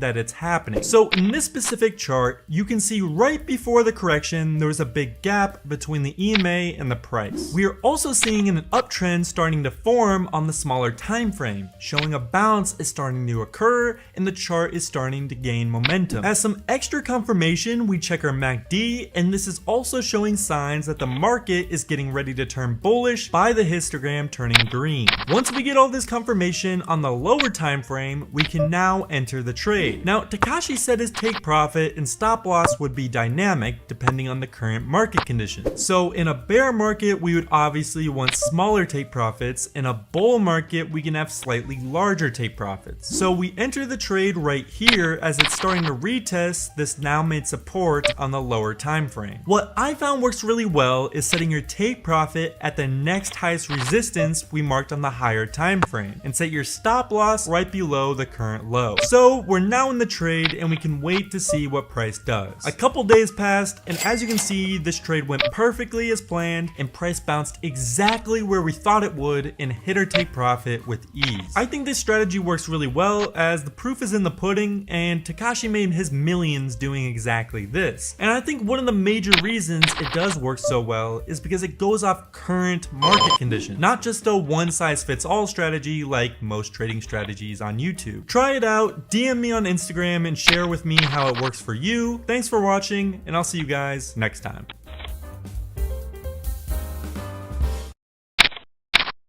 Profile, check out the video tutorial in the top right hand corner.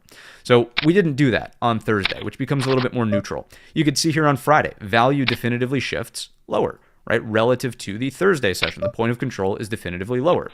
However, is it really all that bad? If I just zoom out here, remember all of this is equilibrium. This is like 2-3 weeks worth of trading action here. Value is just unchanged back inside of that equilibrium. So if stronger sellers were really going to come out of the woodwork, point of control ideally, as we were testing the bottom end of some of these lows over here, should have flipped and continued underneath roughly that 68.10 spot. Just didn't happen. If we go back over to the charts, not the profile, but the charts, that would be here, right? If sellers were really going to make something happen, then great. Into the end of day, let's get this final flush and let's get the point of control to flip here. It just didn't happen. So although once again, sellers might have a short-term edge, I think generally speaking, we're seeking a higher low. We're seeking a higher low here. We're seeking some sort of overshoot. Let me just draw this like this, and then maybe like that, right? And this is where we get bullish. This is where we're bullish. This is where we're bullish here.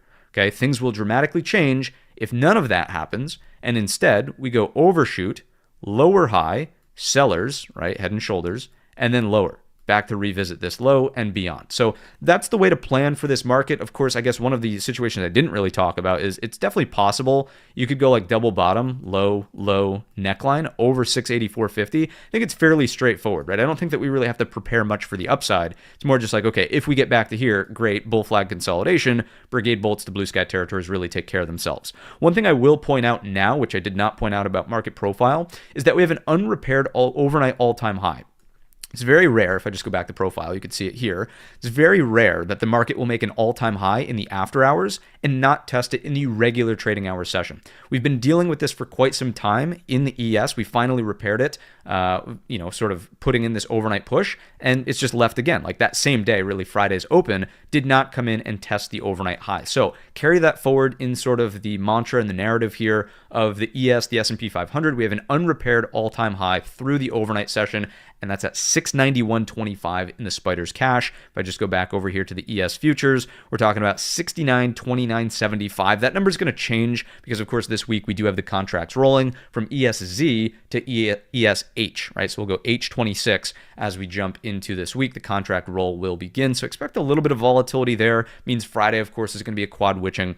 Let's get on over to our QQQ cash ETF. Let's see what's going on in the NASDAQ side of the marketplace here. Let's bump this up to a weekly chart and kind of see what the look is. In terms of the weekly bar candle structure, let's throw on those moving averages so we're congruent with the S&P. Weekly bar has a little bit more range to it, but so did last week's bar. Not as much upper and lower wick relative to the size of the candle bodies. Still a weak close in the lower third. I would still argue mostly the same, though, that we are dealing with range compression here, some sort of consolidation after the move higher from the Thanksgiving rally. It's not the worst thing in the world. Now, of course, the big difference, as we know, is that we have not yet made it to an equal high on the weekly chart or the all-time high retest. So is it possible that the weekly chart's developing a little bit of a lower high? I think the answer is possibly yes, but I wouldn't be overly bearish, again, until we take out these lows in here, at which time we could maybe call it a lower high double top. But for now, it seems more like weekly trend compression or consolidation, generally speaking, right? You could strike a trend line from the lows doing this, and then now you could strike a trend line like this. So we're compressing in this wedge, and it's hard to say anything overly bearish until one side of the trade actually overwhelms the other. That's either via a higher high on the weekly or some sort of lower low underneath the pivot that we were just talking about. So pretty straightforward there. Weekly compression rather than a straight up trend reversal, but definitely on the fritz a little bit more so than the S&P 500. If we come in here with the Fibonacci from the major low up to the high, what we'll still remember is that all of this action is taking place over a fib 38.2. So just, again, deep breath for a second. It's not the end of the world. Is it possible that this ends up just being a little bit of a bull flag pennant on the weekly? Of course it's possible. Let's clear that up. Let's take a look at our QQQ anchored VWAPs here, closing right at the top end of the stack, but we're still over it for a majority of the week's price action. Again, it's very hard to say anything overly bearish on the weekly unless we were closed in the midpoint, threatening a breakdown of really this final line in the sand anchored VWAP from here. This is the prior all-time high and the low from the April tariffs anchored VWAP. I mean, they're going to be interesting when and if the market comes in to test that, but I would start thinking more critically about, okay, this is starting to get much weaker than we expect if we take out this anchored VWAP, which, just as a reminder, over the span of time, and this could be 2 to 3 to 4 weeks out from now, it's going to be confluence with this low, right? If it takes us ultimately 2, 3, 4 weeks to get there. So just understand that that would just reinforce the sort of narrative that you're just going to want to wait for the double top neckline to break and actually bring in a lower low before you get bearish. Let's come in here with the volume profile just to make sure we're all set on that front as well. Here's the big high volume node. We're still above that one. You could parse this out as a high volume node. It's right where we closed. We do have a small high volume node above us, which is now just acting as the 2-week high. I really don't think there's much to read into there until you're under the major node, which is here closer to about 600. Let's take this down to a daily chart. Let's evaluate a little bit further on the Q's daily. So first up, expected move for the week. Here it is right here. Notice that this is not nearly as bullish as the S&P. Why might I say that? It's not even a higher high relative to the previous week's high, right? We know that the S&P 500 is suggesting a higher high and a brand new all-time high, but the Nasdaq's not even suggesting a higher high over last week's high.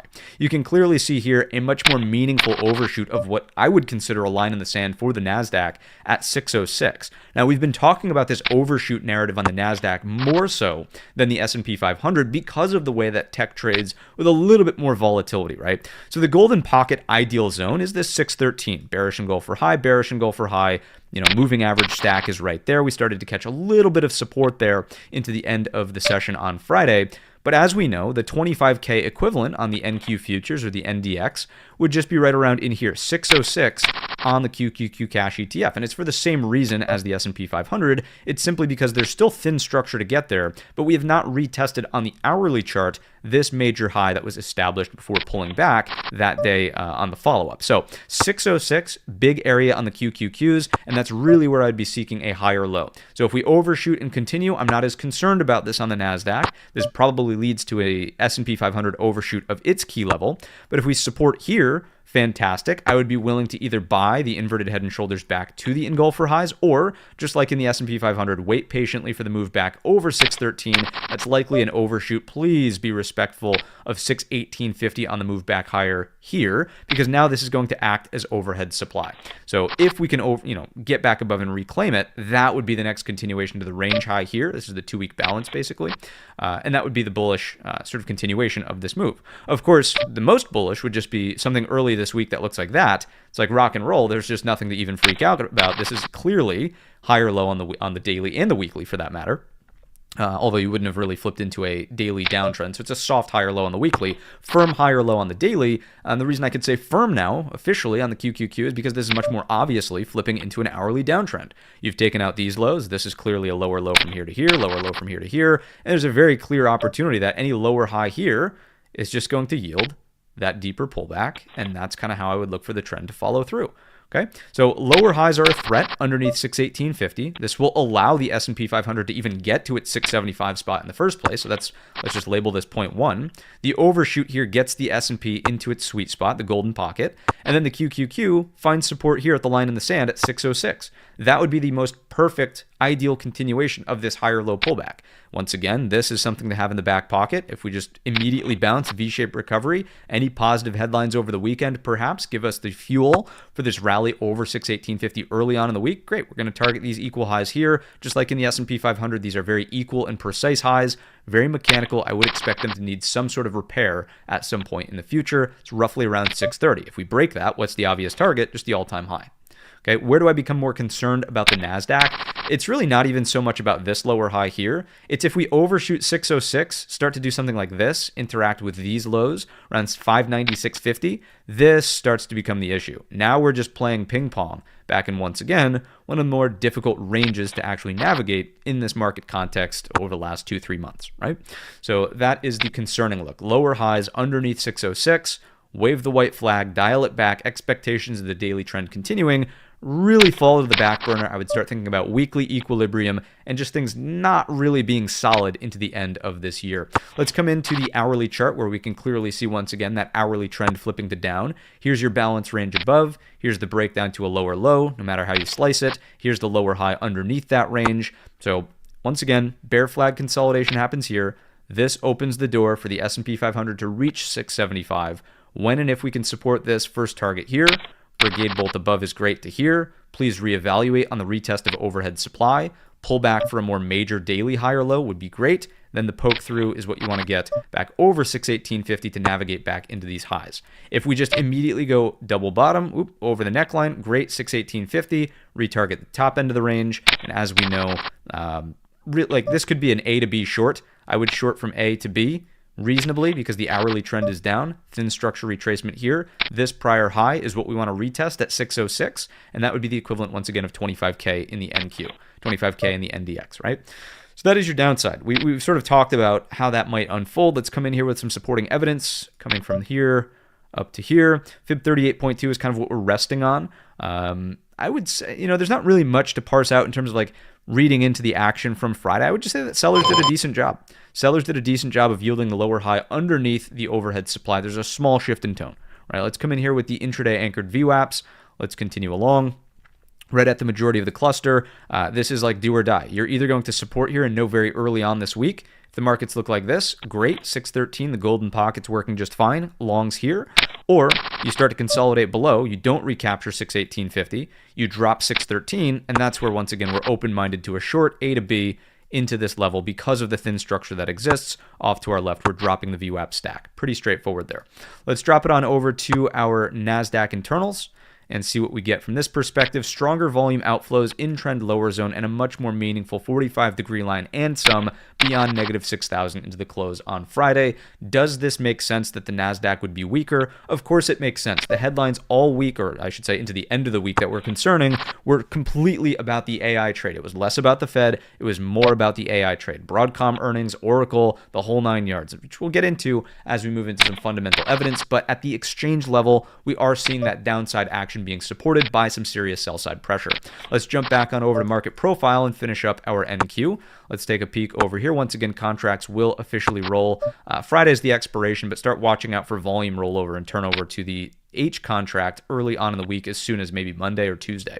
Value area is certainly lower. It's breakaway to the downside. It's clean to the downside. You do have these single prints, and we have some single prints over on the ES futures as well, but here I think they're a bit more meaningful. If you can reclaim the entirety of single prints, that makes it a little bit more obvious. Perfect. So if I do something that looks like this, if you can reclaim the single prints with a higher low over, let's just call it 25, 485, 475, that's where you want to get bullish. That's the equivalent, basically, if I just go back over to the charts here, that's the recapture of this spot at 618.50.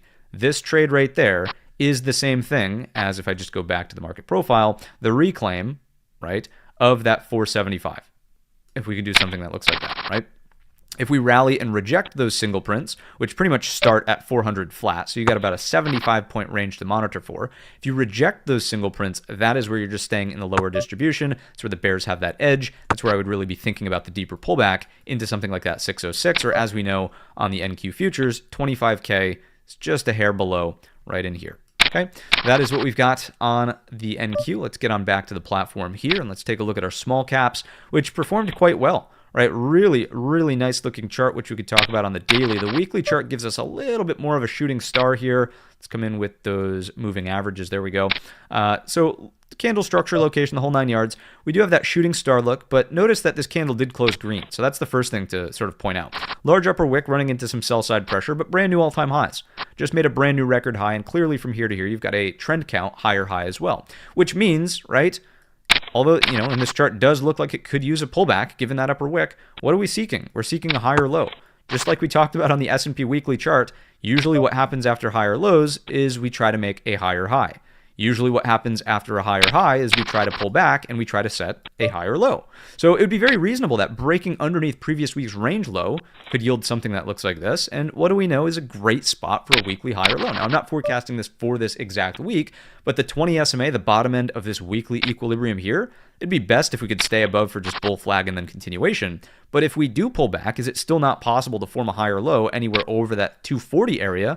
Of course it is. So the weekly chart on small caps actually looks really phenomenal. We've been talking about the monthly for a little while here as well, starting to break out of a multi-year balance range on small caps with a more accommodative Fed, supporting lower interest rates, especially if the labor market needs it, as well as the potential, right, to inject capital into overnight markets. So to me, the narrative makes sense with the technical structure. So it looks like a bullish chart. Let's go back to the weekly here. Let's take a peek at our Fibonacci's from two different spots. We'll come from the tariff lows up to the new all-time high just to see what this is now aligned with. Looks like we are aligning 38.2 with this. I would say that's a monthly higher low at this point. If there was going to be a full-blown retracement to 225.11, starts to look a little bit like a failed breakout on that monthly, but we'll take it one step at a time. Let's come in now from this major pullback low here up to the all-time high. And let's just see where our 38.2 is. Right around that 240 spot, weekly 20 SMA does check out as a bullish supporting piece of evidence. Let's come in with our anchored view apps on the weekly. We've got far fewer reference points here, but I think it's very obvious, right? If you do something that looks like this, you're going to pull back right into the top end of the anchored view app cluster, which is bullish in the first place. So weekly higher low is very possible near this, let's just call it 238 to 240 spot, bottom end of the balance range. Upper wick here indicating a failure to go higher at the all-time high. Didn't quite close back underneath these prior pivots on the weekly. So it's not like the worst inverted hammer I've ever seen. It's not like sellers really drove prices lower for a close more meaningfully underneath the previous bar's close. You know, it's like maybe some mild sell side pressure, some profit taking as we break out into blue sky territories. Let's quickly hit it with the volume profile before we drop on down to the daily chart and just see what's going on here. So high volume node that we care about is this one. We've still closed above it. It is the previous weekly pivot high from back here. Makes sense. Let's drop it to the daily. Let's see what's going on from this point of view. As we know, weekly expected move is always up first. Here is the gray shaded area, 259.80, new all-time high, higher high in the trend count, and certainly I would argue a higher low here still over that 248.25. Technically, the number is 247.90. The reason I would call this a higher low, right, is for all the same reasons we're talking about a higher low on the ES and the NQ.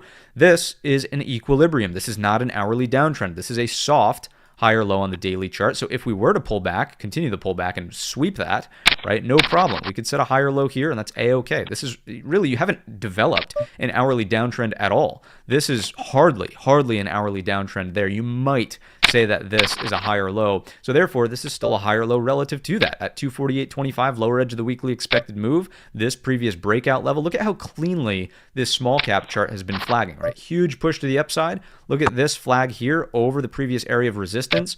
Break, holding, high and tight flag, break. If we can hold high and tight over, this would be the most ideal outcome, right? Like what you just talked about on the weekly chart. Over 252.75 is absolutely bullish. Higher low continuation. But once again, given the nature of the give back on Friday, it's not unreasonable that you might get something that looks like this, requiring a firmer daily higher low up against 248.25. That's certainly a possibility right here. The Fed has not undone their U-turn. Right? The Fed is still acting supportive of what the market is sort of requiring, labor support as well as overnight funding liquidity for the private markets, right? There's been some issues with the private markets, as we know, but for the most part, small caps are enjoying what this supportive Fed is doing. So all set on the daily chart. Looks pretty darn good here on the daily before we get to the hourly, because this is just looking insane on the hourly. But let's take the fib from here to here. Fib 38.2, just reinforcing that this zone can certainly act as a higher low. Let's take it now to the hourly chart.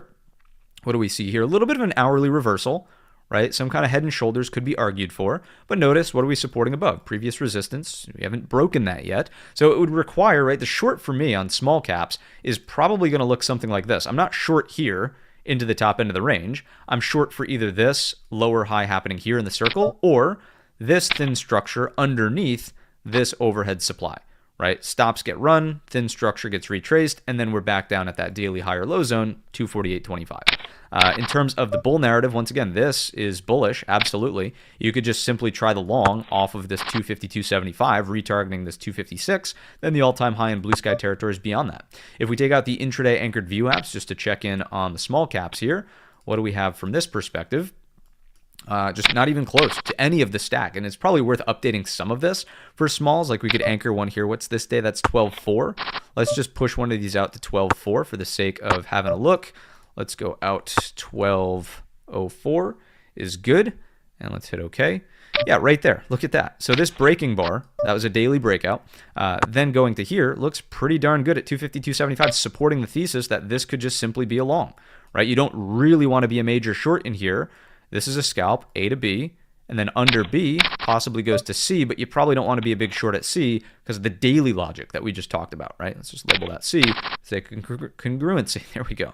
What else can we say? Let's drop it on over to our Russell market internals and see what's going on from this perspective. I would say this is more so mirror image to what we have in the S&P 500. Mild volume outflow is not bad. Advanced decline line, not bad. Not near trend lower zone. A pretty flat cumulative tick here. It's not like we were pushing negative 1,000, negative 2,000 into the close on Friday, even with the give back that we saw there. Let's go on over to the market profile for the Rusty Russell. Let's take a look at this. Again, nothing we haven't already seen here. Value is shifting lower. Point of control is shifting lower relative to that Friday session. Poor low on Friday could be in need of some repair. I would also point out that you have an overnight all-time high that is unrepaired on the Russell. Of course, the NASDAQ is not even close to the all-time high, so that's not a concerning data point as of right now. But I would remind you, just while we're on the subject of overnight all-time highs that are unrepaired, let me just go to the QQQ and I'll zoom in over here. I'll show you. We do have an overnight all-time high from back here. When we were trading at all-time highs, there was an overnight high that was untested. So that is going to be carried forward, but we're just not even close to using it as a reference yet. It's at 638.80 if you do want to carry that forward. Just, again, on the topic of talking about them, you just want to be fully thorough in the investigation. So that is that. One thing that I would call out here is if you do break these lows, zoom out a little bit. Oh, that's what I was afraid of. All right. It tends to throw a little bit of a temper tantrum here. This trade of 8. So keep going a little bit more. There we go. See this way off to our left? I mean, I'm not talking about a major crash. Oh my God, the market's going to go to zero. This is a virgin point of control. Most other point of controls have been tested. See, this has been tested here. It's like right there on that follow-up session. This got tested the following session. This is also a VPOC. You could carry that forward around this 2470. This one, of course, has been tested. No issues with any of these in here. Tested. This, of course, is here. Tested. No problem.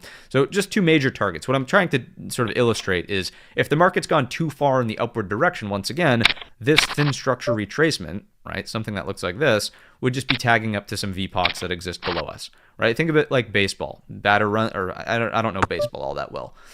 Think about it like, I don't know, hockey offsides is a little bit better, right? The puck goes over, but yet you don't have all your people in play. You got to go back over the line, right? Lacrosse, same thing, can't go over the line. So anyways, use whatever analogy you'd like, but sort of like tagging up, getting on sides, soccer, getting on sides, the whole 9 yards.